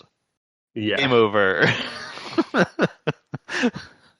Yeah, that's just a really weird way to do it. Um, because yeah, there's just so many ways that you like there's so many ways they could have handled that scene and not Right. made it a fail state and like just because I mean it's clearly a thing you have to do. Yeah, Like which it's is it's really it's kind of silly. a false choice. Yeah. Um, I guess you could just end the game there. I don't know. that would be really unsatisfying, I feel like, but Yes, it would. whatever. Whatever. Um, Right. Yeah, so the next big choice. So basically, at this point in the game, we're up to chapter 13. Yep. This is basically when Roland and House Wolfort are basically like, all right, it's time to take the fight to Estrost. Yeah. They're like, Um, okay, now time to stop messing around with Hyzant. We're gonna yeah, actually do the thing and reclaim the capital. Yeah. So you're given your first, I believe your first three-way choice. Yep. And at this point in the game, you start having a bunch of three-way choices, and I think most, if not all of them, are driven by Frederica, Roland, and Benedict. They start like really forming like they kind of start splitting apart, and like they each present one solution to every problem, and you're kind of voting between the three of them. Yeah, I Um, don't remember if that's the case with this first one, but that definitely is the case by the end. no, it definitely was for this Okay. choice. I forget who was who, but it was basically like how you want to approach taking back Glenbrook. So Right. one of them is destroy the bridge because there's like the castle has like a main bridge leading into it. So Yeah. it's like destroy the bridge, trap the enemy in the castle, and negotiate. That's Mhm. one of them. I think that was Frederica's, but I could be wrong. Yeah, There that was sounds right. destroy the dam and wash away the troops in the city, which would basically just flood the entire city. Yep. Which Great plan. whoever was this, I think that might have been Benedict's because Benedict's plans were usually the like super like ends justify the means type of Yes. plans of like people might get hurt along the way, but as long as we survive in the end, it's okay. Yes. Benedict is kind of has a heel turn at the end of this game. Yeah, so narratively, Benedict was one of my favorite characters until about this point in the Yeah. game, and he just kept proposing these plans that would cause a lot of innocent people to get hurt. And I was just like, Benedict, what are you talking about? You Then like, what are then you anyone doing? who argues with him, he's like, "Oh, you foolish child. You don't understand the ways of war, what it takes." Yeah, like he like all of a sudden flips into this really just hard nosed war mentality where sacrifices have to be made, and it's Right. like, what if they didn't?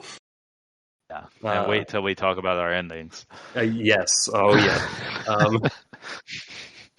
Um, and then the third one was infiltrate the castle. So this was like a sneak in the back way, and I think this was Roland because he's like, "Oh, I know a back way in." Hmm.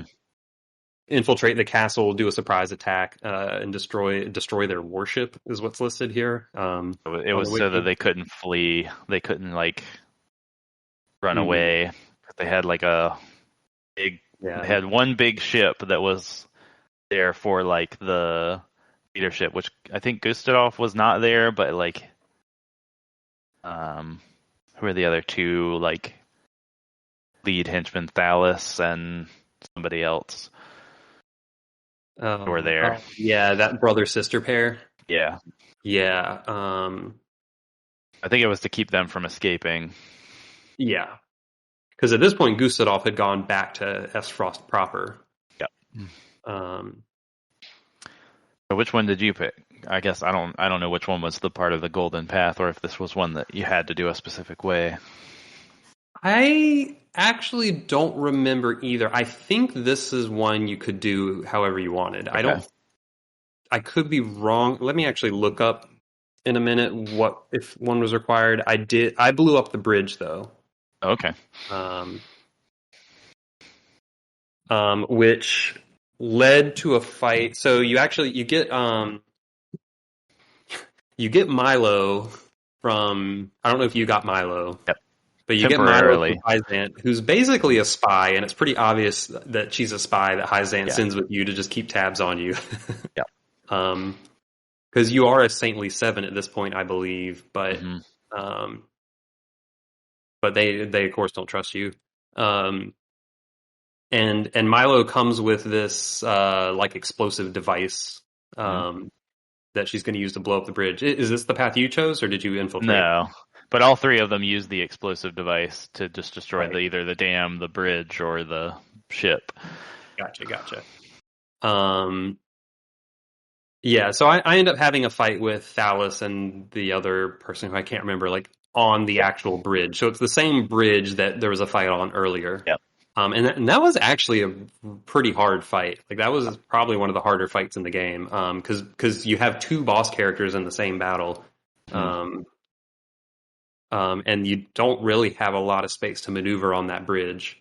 Yep. Um, So what did it narratively look like after that fight? Was it the way that was kind of described before, where like most of the soldiers are trapped in the castle once the bridge is out, and then like you kind of liberate the city that way. Mhm. Yeah, so so yeah, you blow. I'm trying to remember all the exact details, but the broad stroke is yeah, you win that fight. Then you finish setting the bomb and blow because they like show up before you actually blow up the bridge. You win that fight, then you set up the bomb, blow up the bridge, and like right after that, you see a ship escaping from the castle, and you're like, oh, that's Avlora and everyone else, and like you have this quick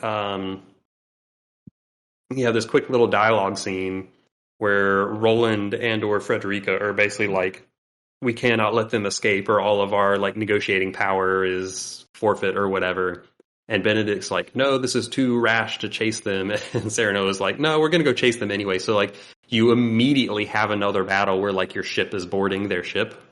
Um, like your ship catches up to theirs because I guess it's faster, which is actually tactical. Like the map for that was super interesting. I'm guessing you didn't have this fight, but like the battle map is like your boat is pulled up beside their boat, Oh. and there's like a mast on your boat and then a zip line. So like all of your characters start on your boat, and there's only that one path on the zip line to get to the other boat, and it's a one-way thing. So if you go over, you can't go back.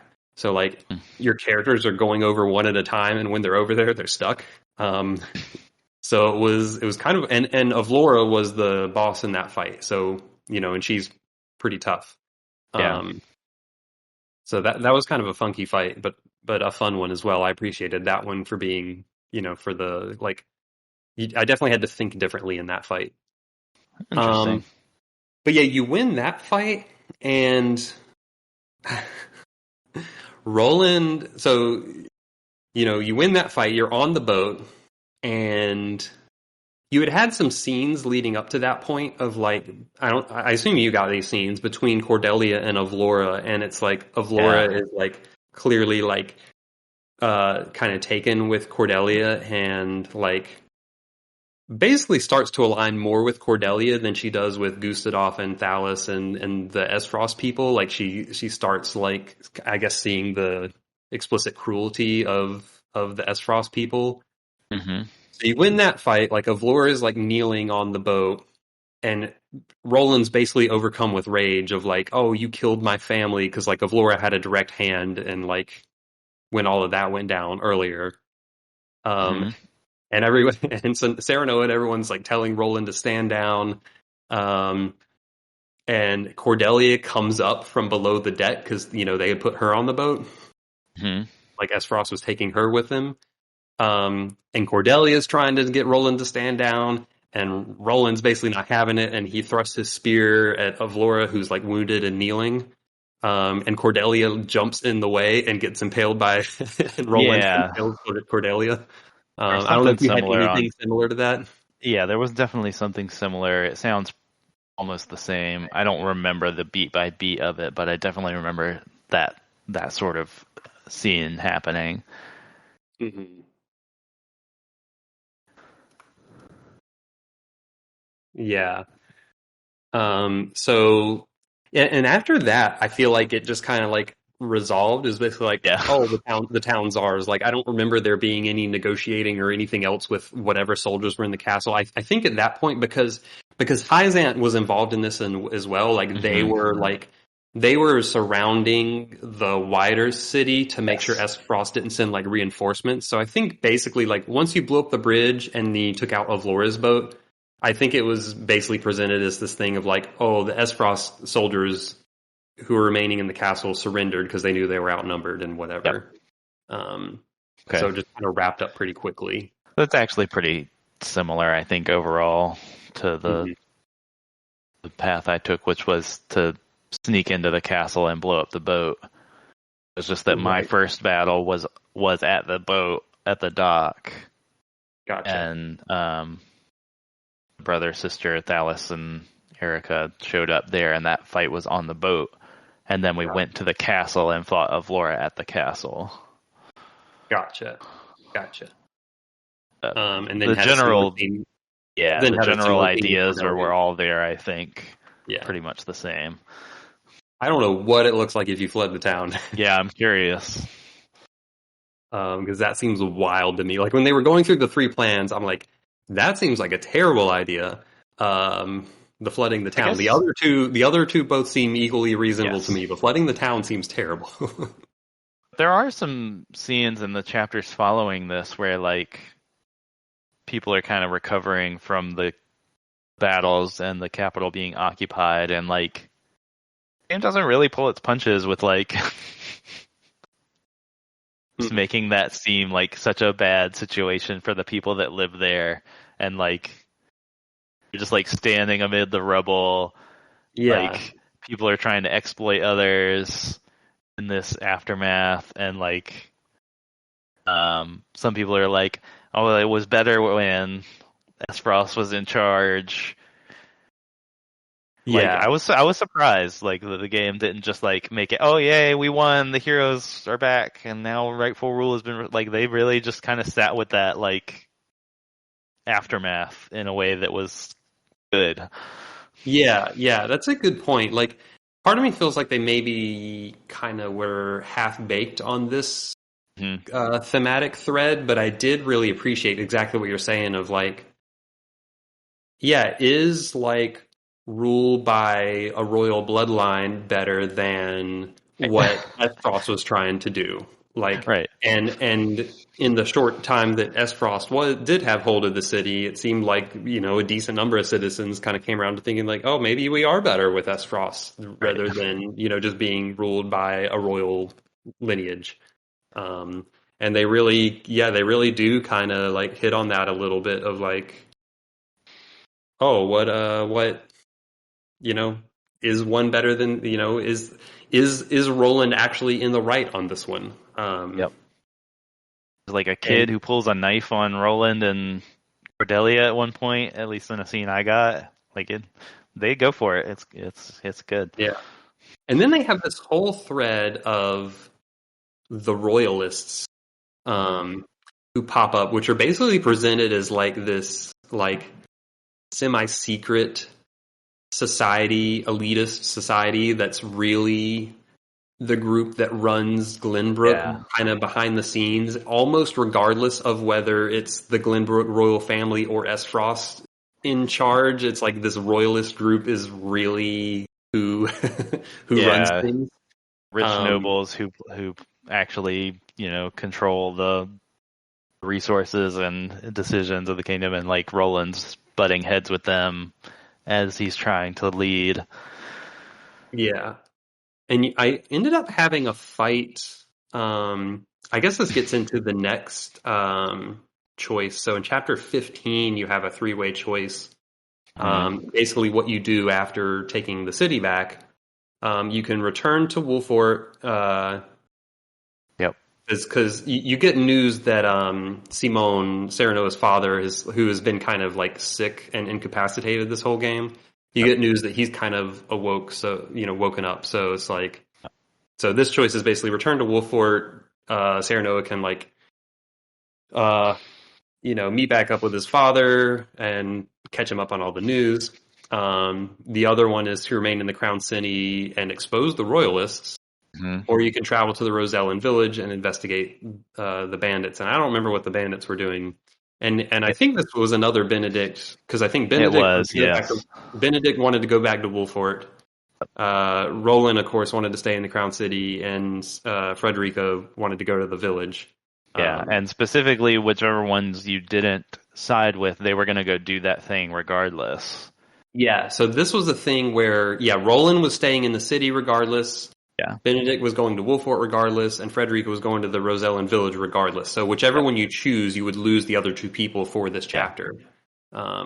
You're basically choosing who do you want to stay and, like, give your support to in this instance. Yeah. So So I this, chose to stay in the city. okay. I Primarily because I felt like that made the most sense narratively for where we were at in the game, where, like, the city is not doing well. I was a little worried I'll be honest, I was a little worried that Frederica was like gonna go and get like killed or injured at the bandit village. Yeah, But I was like, when but she's awesome, so she's yeah, probably gonna be fine. he can nuke anything. That's okay. Yeah. Yeah, so how did that play out staying in the city? That is not what I did. I don't really remember too many specifics. I think there were some fights with a royalist group in the streets. Um, they were just basically trying to push Roland around to do whatever they wanted, and he put his foot down, and then they said, well, we're just going to kill you. Okay, yeah. So it was pretty straightforward And from I'm what I guessing, remember. yeah, I'm trying to remember the name of the guy who, Patriot, is that yes, right? yes, Yeah, I think you fight him. yeah. So I had a fight with him in the route I chose as well. Okay. Yeah, so I mean, this chapter seems like you end up. I mean, I don't know what. So I went back to Wolfort, so I don't know what happens if you go with Frederica to the village. Hmm. Um, but for both you and me, it seems like we were basically taking care of the royalists because Hmm. I go back to Wolfort and they basically show up at Wolfort and the royalists try and assassinate Simone. Um, But are they? Do you stop them? so they do stab Simone, Okay. um, but Simone does end up living at least a little bit, if not the rest of the game. I can't remember exactly. I mean, Okay. he lives in the moment because you have conversations with him after the battle.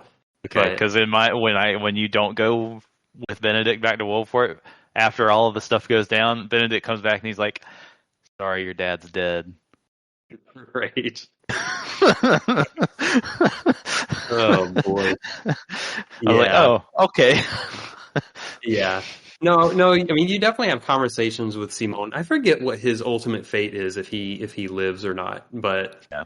um, yeah, you have a fight like in the Wolfort main hall because there's like a Okay. celebration going on, and then like Hmm. some of the guests are actually royalists in disguise or whatever, and they try and assassinate him. And Patriot's there. He's the boss. Okay.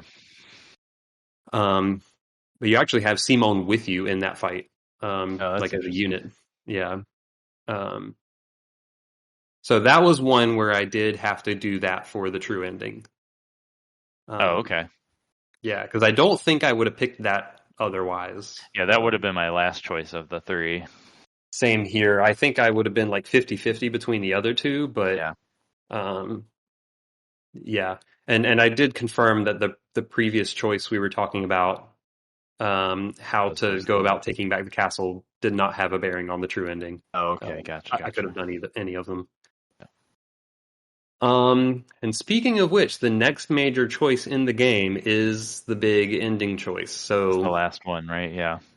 yeah, so you get to chapter 17, and I forget what happened leading up to this choice, but there was basically something happened that made it feel like Hyzant was basically just going to continue their rule with an iron grip, and there was nothing really you could do.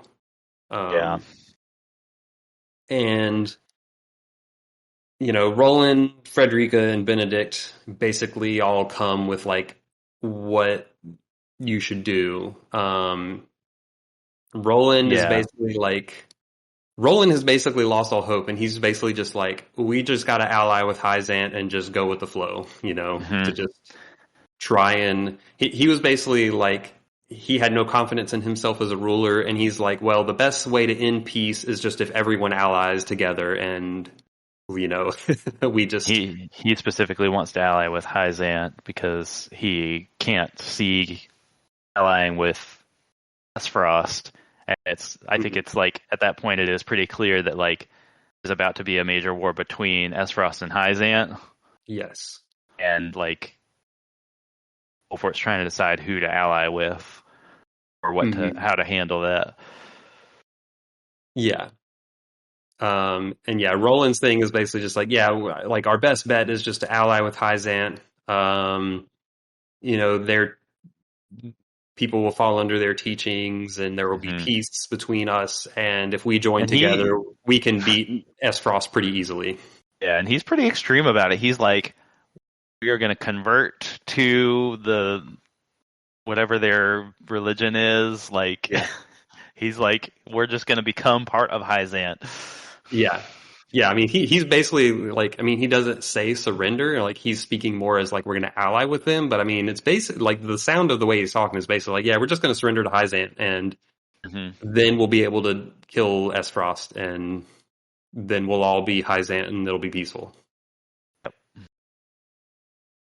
Then for, I forget the exact details of Benedict's strategy, but I remember the high level gist of it was basically like, let's just return to Wolfort and just hunker down and protect ourselves. I Like it think was a very he wanted to work with Frost in some fashion. right. I Yeah. think he wanted to either directly ally with them or provide some aid that was going to help them march down to Hyzant and breach their wall or whatever. Yeah, you're right. He was very anti Hyzant, and he Hmm. knew because, well, I don't know how you knew this in your route. In our route, we knew this because we had gone to talk to Svarog, and Svarog was working on that giant cannon. Yeah, I Um, don't remember how we found that out, but we also knew at this point that they had this super was it called weapon. the Death Snell? Was that what it was called? Yeah, the Death Snell. So it's like a total like cyberpunk or steampunk like Yeah. sounding. Uh, um, yeah, so you're right. Yeah, Benedict basically wanted to side with S Frost and was just like, yeah, they have the only thing that can defeat Hyzant. They got that cannon, and we're going to need that cannon. So the only way to beat Hyzant is to ally with S Frost. Yeah, and he very much does his military strategy thing of like, this is just what it's going to take for us to survive because we need somebody to put Hyzant in their place, and then we can worry about Frost later, kind of thing. Like we already beat them once out of the capital. Like Right. that's kind of Yeah, you're his. right. He was like Hyzant is the strongest one right Right. now, so we have to ally against the strong one. Doing his calculations. Yeah. And I don't remember the details of Frederica's plan. The main crust was she wanted to free the Roselle. Yes. So that was what her driving factor was. And I don't remember like what her end goal was other than freeing the Roselle, like the dynamic between Hyzant and S Frost. I don't remember what her plan was Her regarding them, but her goal was to use the cover of this war to break into Hyzant and free the Roselle, and then bounce, get out, yeah, just let them get fight. out. We're just Yeah. gonna leave. Yeah. Which, you know,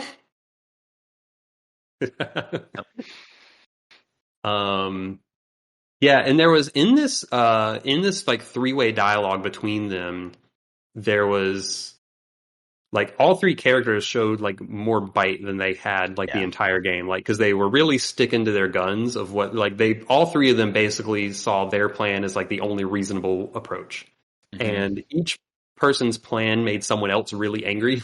Yeah, So and they like really argue about it for a long yeah, time. yeah, because Benedict's plan makes Roland really angry because Yep. because Roland can't stand the thought of allying with Esfrost. Yep. Roland's plan makes uh, Frederica really angry because she can't stand the idea of allying with Hyzant, who's been, Yep. Subjugating the Roselle for so long. Yep. And then um, Frederica's plan Frederica's makes plan makes Benedict Benedict really angry. angry because Benedict thinks it's stupid. He thinks it's stupid, and he doesn't want to abandon the Wolfort domain. Yeah, Is part of that because she just is like, we're just going to abandon our territory and we're going to leave. yeah, yeah.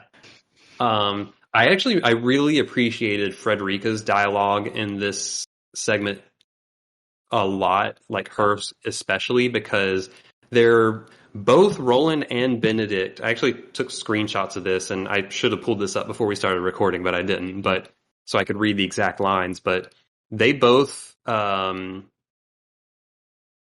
Roland and Benedict, like explicitly, like when Frederica questions their plans, they both say stuff along the lines of like, oh, the Roselle can wait. We have more important matters to attend to. Like, that's not the most important thing right now. And Frederica calls them out on it. They're like, She's having none of it. yeah, she's having none of it. She's like, she's basically like, the Roselle have been waiting for forever. Like, Yes. there's never going to be a good time to free this enslaved race. So we just have to do it.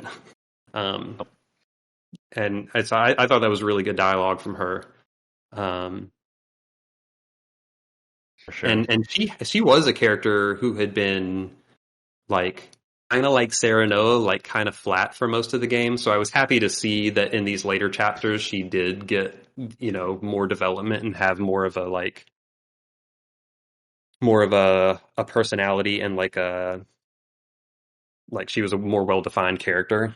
Yeah, I ended up really liking her a lot by the end, and I think she grew throughout the game from the beginning, where she's kind of an arranged marriage for Sarah Noah, and she doesn't really know her place. And by the end, by the end she's going off to fight a bandit uprising all by herself, at least in my game, and then arguing with, you know, a king and the, you know, military superior from the house that she serves in, that she wants to do this thing, and that's all that matters to her. Like, yeah, her journey was really good. Yeah, because early on she very much struggles with her identity, because she's like, she is Roselle, but like her mom was Roselle, but her dad was from S. Frost, so she's born into S. Frost nobility, so she is related to like Gustadolf and like all the other S. Frosty, you know, leaders, and like she really struggles with all of where does she belong. And yeah, by the end she's figured out where she belongs and what her calling is, so to speak. So Nate, whose plan did you go with? Well, I was convinced by the fiery convictions of my lady Frederica, and we the Roselle out of Hyzant. There was a battle in the source, I think. I remember right. That sounds right. And you go in and I think you kill one of the Saintly Seven in that fight. And you get out, and they're like, all right, we're going to, it's basically like a promised land thing. Like, they're going to go to a place from the stories of Rosellan ancestry that is a different land altogether, where there's a whole sea of salt, and we can live in, it'll be paradise. Mm-hmm. And we're just going to leave all this war behind us, because who needs that? Yeah. So if I hadn't done the true ending, that's the one I would have picked. Yeah, like honestly, like I thought about it for a little bit, and I was like, all the three of them make strong points, but like, yeah, this is what I got to do. Got to get out of here. Yeah. Because like we've said, everybody in this world is terrible. Yeah, I mean, honestly, to me, neither of the other ones felt good. So like, yeah. Let's free this race that is long overdue to be freed and just get out of here. Like, that sounds good. And then the final battle is Idor, however you pronounce it, the leader of the Saintly Seven, chases you down on mechanical horses. They do this like last minute twist where they have these special prototype mechanical horses that they chase you down on. And he's got his army with him, and they catch you like right at the edge of, you're like going to the south where none of the rest of the game has taken place.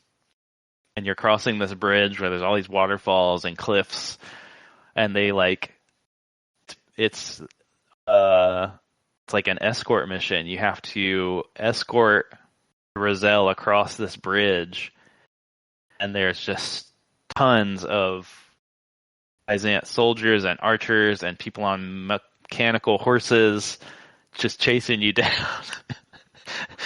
And it took me 3 tries to win this fight. That's so wild. then you do, and you kill Idor, and you escape with the Roselle, and you get a very nice ending of them finding. I don't remember the name of the land they were looking for. They find it, and everybody's hanging out on a beach together, and it's a great ending. And you get like a 30-second snapshot somewhere in here after the fight, like, and Norzelia assumed in perpetual flames of war, and it shows like the world map of like Frost and Hyzant, just like borders growing and like fire everywhere, and they're just like killing each other. And you all are just And we're hanging out on a beach. Yeah, sure, great. Having a beach day. Yeah. Oh man. So what made that battle hard? Was it just tons of units, It or? was just a lot of units, and I couldn't control the front line of the battle. Like my main strategy, I think I said this earlier in the podcast, like my main strategy in this game was generally to clump my units up and just like hold a line and like push that line forward when I had an opening if I needed to. But since I was escorting enemies or allies, and there were enemies like coming in from different parts of the map, I like couldn't control a line anywhere. Right. And so my units just kept getting caught out of position and just getting murdered. Probably wasn't really that hard of a fight, but for some reason I had a lot of trouble with it. Yeah, I mean, yeah, it sounds. And Idor was a hard boss character because he was a mage who would just stand in the front then the back and do big buffs to like his whole army. Right. So he was just like, I wanted to be able to kill him, but I couldn't like figure out how to do that and protect the Roselle, and Yeah. it was just a lot. Yeah, that does sound like a lot to juggle, and having like NPCs that you have to escort is like, I don't really remember many other maps having something like that. So yeah, I think I it was remember the there only being one other that I maps where did. like I remember there being other maps where like some NPC had to survive, but they were generally like bulky fighters, so like they weren't that big of a concern. Yeah. Like the battle at Wolfort where I was with Simone trying to save him, like he had to live that fight, but he was pretty beefy unit, so like I healed him a couple times with Gila, but like he was fine. Yeah. Um, Yeah. And the Roselle, they did participate in the battle if there was an easy way for them to do so, but they would every turn they would move a little bit across the bridge. And one of them was a healer, so they would heal a unit if somebody near them was injured. And then like the other ones I think would attack something if it got close enough to them, but like that they were just moving.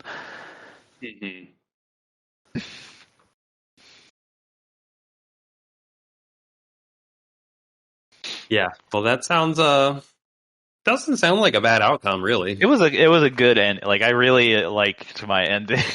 Yeah. But No, like I said, if I hadn't been following the true ending, that's the one I would have picked. And from what you've described, I think I would have been totally happy with that.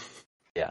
So I am curious what the quote unquote good or true or golden ending is in this game, because I have no idea.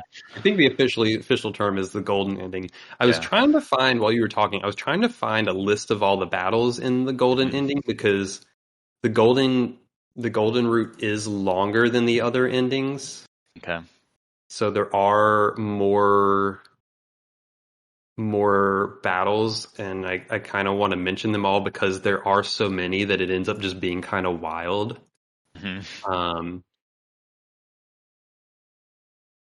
But I can't find that right now, so I'll just roll with what I remember. And if I forget something, that's okay. But yeah, so if you've done all the pieces leading up to that choice for the golden route, when you have the choice between, the three people's. Oh, first, who left in your ending? Was it Benedict? Oh yeah, we didn't even talk about that. Benedict turns into an asshole, and he's like, well, if you're going with her plan, I'm not going with you. And like tries to fight Serenoa, and like his voice acting, by the way. Yeah, they like draw swords in the Wolfort like main hall and fight for a second, and Oh wow. Cyrano beats Benedict, and then like he just like leaves at some Are you point. are you controlling this fight, or is this just in a scene? I think it's just a scene from what I Okay. remember. Okay. And then he has a little bit later. I think they try to like bring him back a little bit before you like fully leave Wolfort to go do this plan. Cyrano like talks him down a little bit and basically puts him in charge of House Wolfort, makes him Lord of House Wolfort, and is like, you do what you think is right kind of thing. And like, I forget the exact specifics of that conversation, but I ended up feeling like, you know, they tried to walk Benedict back a little bit, but like the scene where he turns on Serenoa, just like, I was like, what Yeah. are you doing? Yeah, that is pretty extreme. Yeah, I feel like we were talking about that. I like the dialogue that they had in that conversation between Roland Benedict and Frederica, and like it was a pretty heated conversation. I think in some ways they maybe ramped up to like them just Mhm. because there had been other conversations in the game where characters disagreed, but they like ended up being pretty reasonable and like still stuck together. So like the flip to just being like, "Oh, you did her plan. I'm gonna fight you now." Like that. Yeah. That seems a little extreme, but Especially when like his whole thing, the whole game has been that he's a servant of House Wolfort, and now Cyrano is Lord Wolfort, and he'll do whatever his lord yes, requires of him. Then for you to make a decision, and then him just like try to fight yeah, you about it, it makes no sense. yeah, that doesn't really feel in character with him to me. Yeah. But yeah. So the golden route, when it's time to make the choice between those three, Cyrano basically stops and he's like, "There's got to be another way."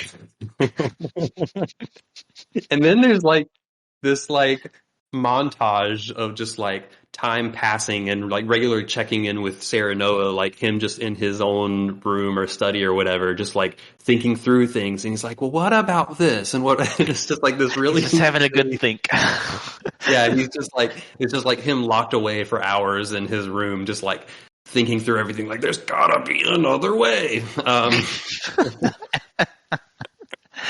It's really funny. It was really funny to me. Um, and it's like I don't know if this was thoughts in his head or if he was saying this out loud, but he's just like working through everything.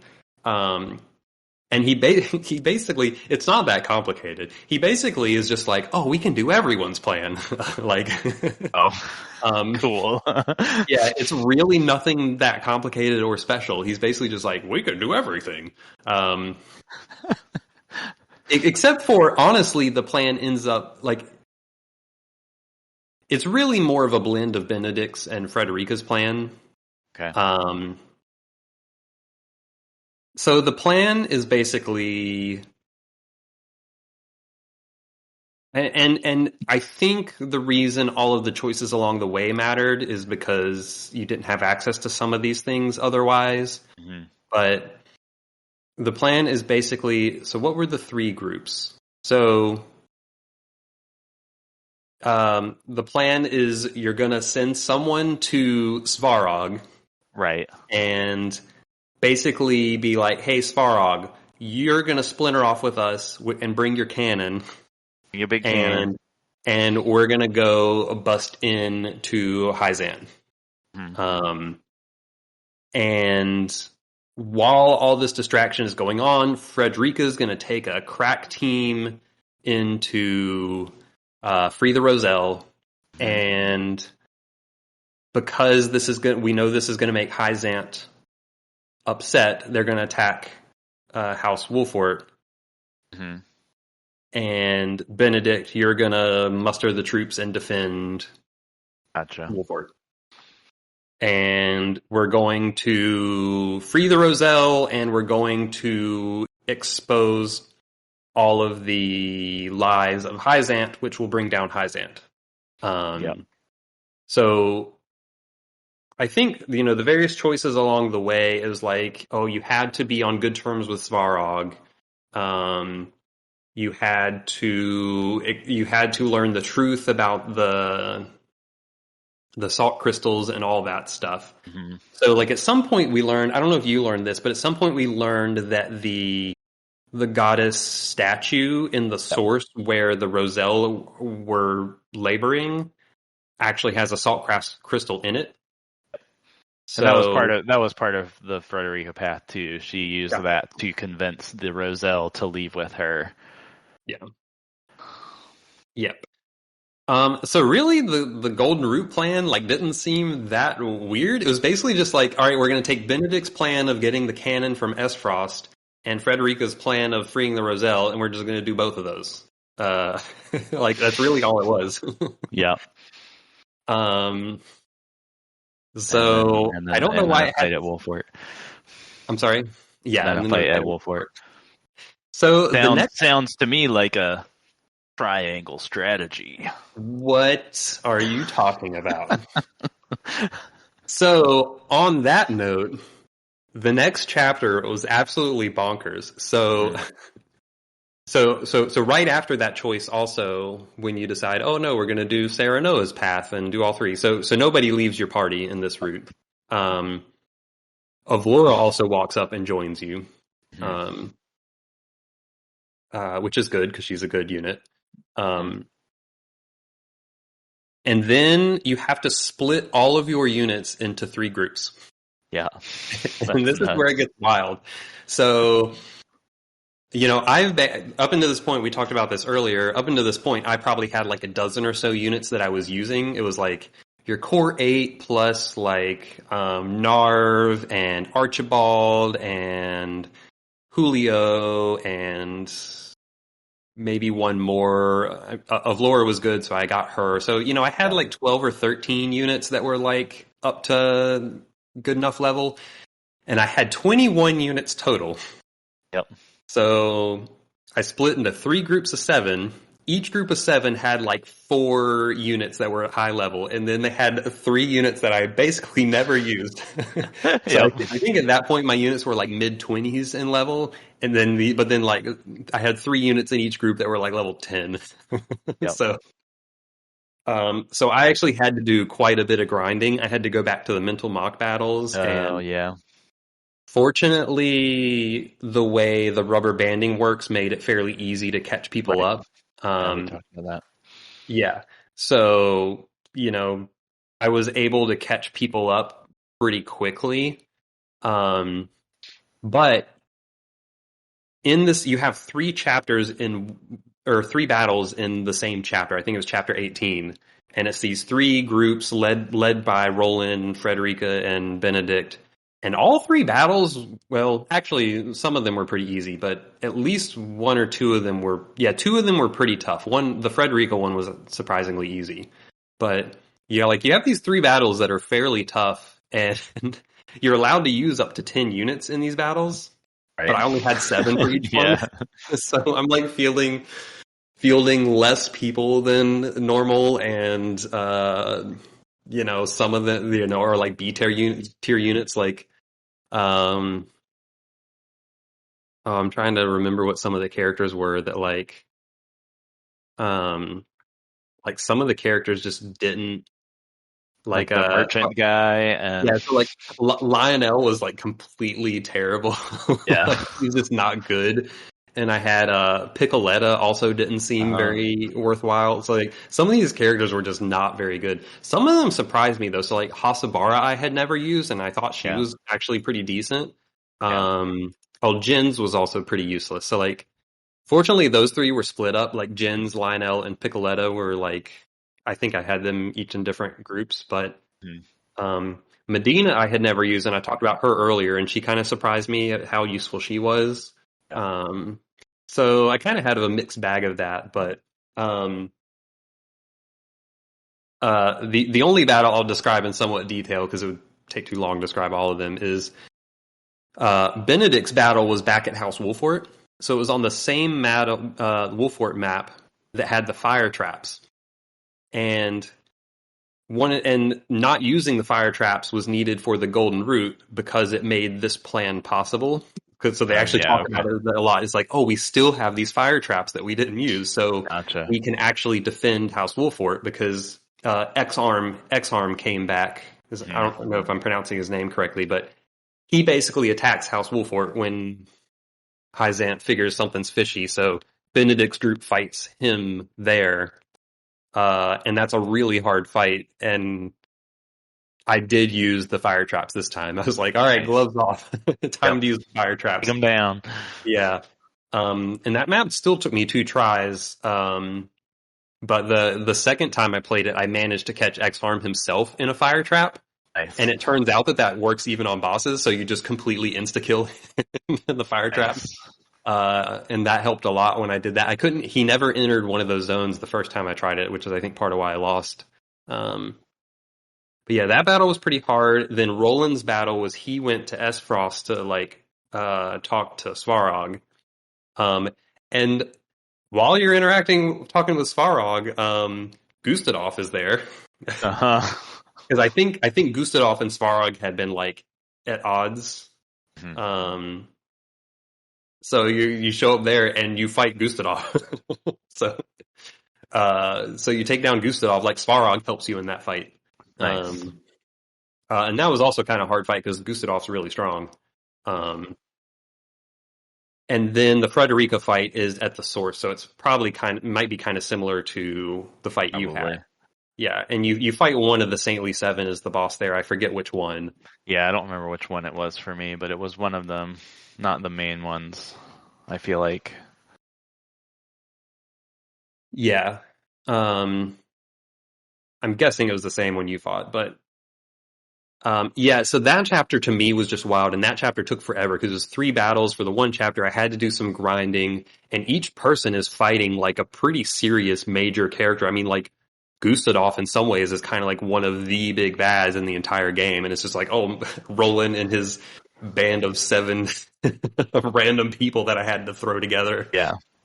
is taking on Gustadolf. So like, I actually kind of enjoyed that. Like, even though I was like, I clearly wasn't in the best position character wise in any of those fights. I enjoyed being kind of like thrown in the deep end, I Hmm. guess, in a way, and like having these major battles. The Frederica fight was surprisingly easy. I don't know if that was just an easier fight than the other ones, or if the composite. Like I tried to make my 3 groups balanced. I Right. tried I tried to spread my strong units and weak units pretty evenly. Maybe I ended up with a slightly stronger group in that fight. I don't know. Yeah.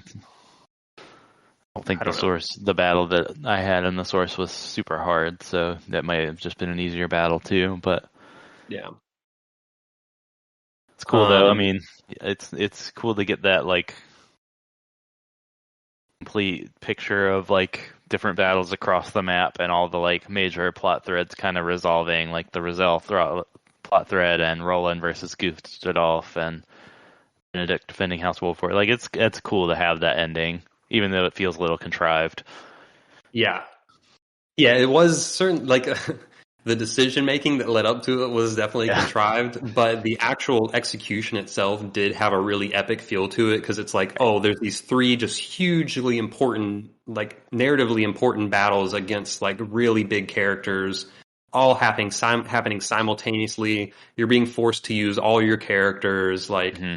it was a pretty cool little segment there. Yeah. Um, And then so each group only had to do 1 battle by themselves, and then they grouped back up. And then I think there were 2 battles where we basically just went and invaded Hyzant. Okay. So there were 2 battles. I think there was one out in the fields or like the desert area around Hyzant. It was just like in the open fields where we fought X-Arm again, and that's when he actually died. Okay. And the theming for that was like, oh, Svarog is here prepping the cannon, and we just need to like distract X-Arm to buy him time to prep the cannon. Gotcha. Um, then the cannon blew up the wall. We go in there, and we had a fight in the city against the Minister of Medicine lady. I forget her name, Yeah. um, but fought against her. That was a pretty straightforward battle. And then after that was the final battle, we got into the like the chamber where Edor Yep. chills out. And then my man Edor, Uh-oh. He gets on a robot horse. nope, he totally does that like end of a JRPG like, oh, I'm gonna turn into like a demigod type Yep. character. So he just like grows in size and like transforms into just like some weird creation, and gains all these superpowers. And you So just totally silly. have this. You totally have a like cliche type of JRPG final boss type character there. Yep. Um, that fight actually wasn't that hard. He creates these puppets who like summon these weird doll things that fight you, and they just keep summoning more infinitely. So like Right. it's a Okay. battle that like you have that kind of time pressure, but they're not that strong like the things he summons. So it was pretty easy to have like half my characters just like fend those off while the other half just like slowly chip away at Edor's massive health bar. Mhm. So it wasn't that bad of a fight, but yeah, and then at that it's like pretty much a happily ever after type of ending. Yeah, like, well, we killed all the rulers of the world. Time to go back home. Yeah. The Minister of Medicine lady, I forget her name, but um she was a weird character because like she kind of seemed like she wanted to do good most of the game, but would still like hmm follow Edor's orders. I felt like her and Exarm were kind of like more gray. They were not super evil, but they were definitely not like they were willing to do bad things. But they weren't Mhm, necessarily like as just like straightforwardly evil, and they would sometimes ally with you or like take your side on things. mhm. Yeah. Yeah, so she ends up turning like you don't kill her in that battle, and she ends up like coming around to your side, and Mhm. like you basically instill her as the leader of Hyzant Gotcha. afterwards. Okay. And And I you guess does and Sorsley become the leader of Aesfrost then? well, you mean Svarog? Svarog, yeah, not Yeah, Sorsley. Yeah. Sorsley died a while ago. I Yeah, don't. he's probably been dead. Yeah, Yeah, but yeah, Svarog. Svarog becomes the leader of Esfrost. Okay. Makes Um, sense. yeah. So I mean, really, all those machinations are pretty straightforward. Yeah. Um, but the way it played out was neat. Um, and I forget. Tell me if this happened to you. And I forget exactly when this happened, but at some point we realized that Dragon had found salt crystals in that mine, Yeah. and that's why Gustadov had and like Dragon tried to make this play with Gustadov of like, Yeah. oh, I made this amazing discovery, therefore you will promote me to whatever position, or I'm going to tell Glenbrook of this discovery. And he was hmm like trying to do this little ploy, and that's why Gustadov had him killed. Then Um, invaded immediately. Yeah. yeah, That was the inciting incident for sure. I don't remember the yeah, exact specifics of how that gets unveiled, but yeah, I got that same sort of yeah. scene. So yeah, you like make use of that mine along with the source itself to like give salt to everyone. Um, Yeah. is part of the golden root ending is like, oh, nobody's going to hoard salt anymore. Everybody is Right. just going to have salt. There is plenty of salt for everyone. Guys, stop killing each other. We all got salt now. Yeah, there is plenty of salt to go around. It's okay. Um, the other thing you learn in the golden root, which I'm guessing you didn't learn, but tell me if you did, is you basically learn that Serenoa was a bastard child of the king and is actually the heir to the throne. Oh yeah, no, I remember that. Yeah. Oh, you learned that? Okay. Um, Yeah, because there was, yeah, I don't remember the details, but yeah, there was a point at which he was keeping that from Roland mhm, because he didn't want Roland to think that, or Cyrano didn't want Roland to think that he was going to challenge him for the throne. mhm. Yeah, I don't really remember how that resolved. Yeah, I mean, it kind of didn't resolve in my route, which might be the same as yours. Yeah. Sarah eventually had a conversation with Roland where Sarah Noah tells him this and then Mhm. also tells him, no, I don't want to be king. Like, Right. I just want to stay in House Wolfort and you can be king. Yeah. Um, so, I mean, it kind of ends up being a non-thing. Yeah. That's just this game, man. It just does not stop throwing things at you. Yeah, that was just a random thing I thought about, which, yeah. Yeah. But yeah, that's, them's the endings. It's quite a journey. It's you know, Hmm. I feel like we said, I think near the beginning of this discussion was like this game just keeps layering on more characters, more intrigue, more twists, more like new conflicts. Hmm.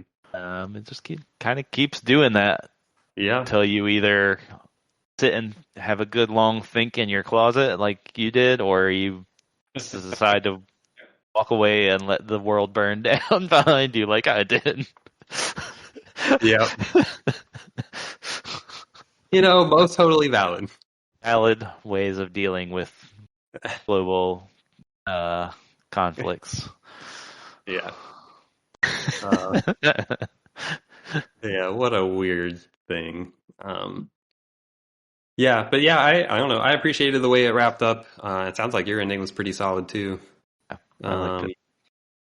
I kind of feel like, I guess the last thing that I'll say about the Golden Route is I kind of wonder if it's kind of geared more towards a New Game Plus I could see that. ending because I read up a little about New Game Plus after I finished the game, and it exposes your morality, liberty, and utility scores. So it makes it easier to kind of game that system. Yeah, and obviously you'd And be more likely to use a guide then and make sure you like and make all the right choices and get all the characters you want.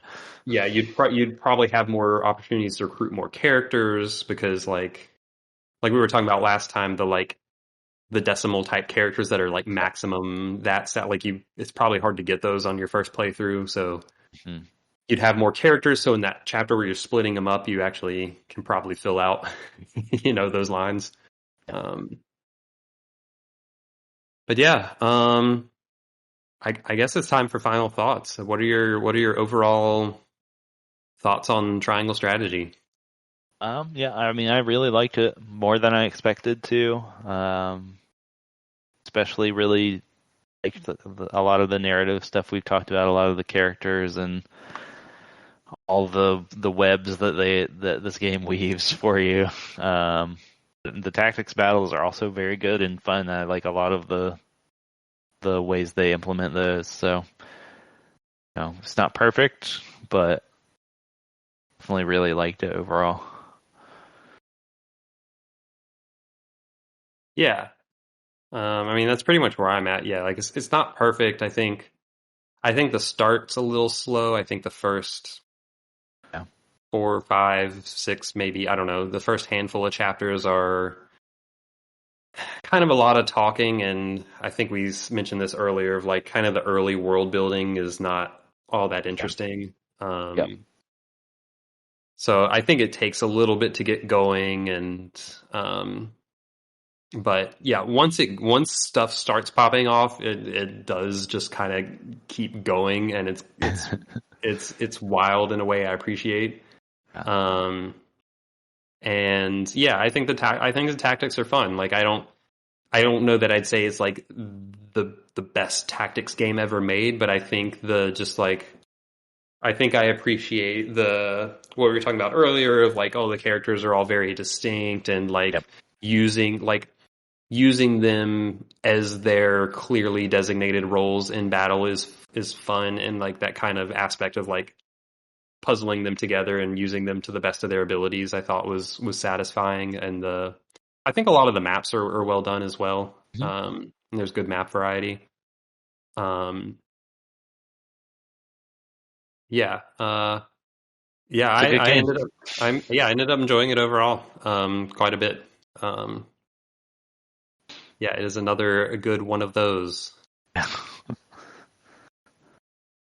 I think that's going to do it. I think that does it. Unless you got anything else to say here, I think that's going to be a podcast. So this has been, we have been ATACS. I'm Flex. You are Nate. We have talked a whole bunch about triangle strategy, and thank you all for listening to this deep dive discussion, and we will see you next time.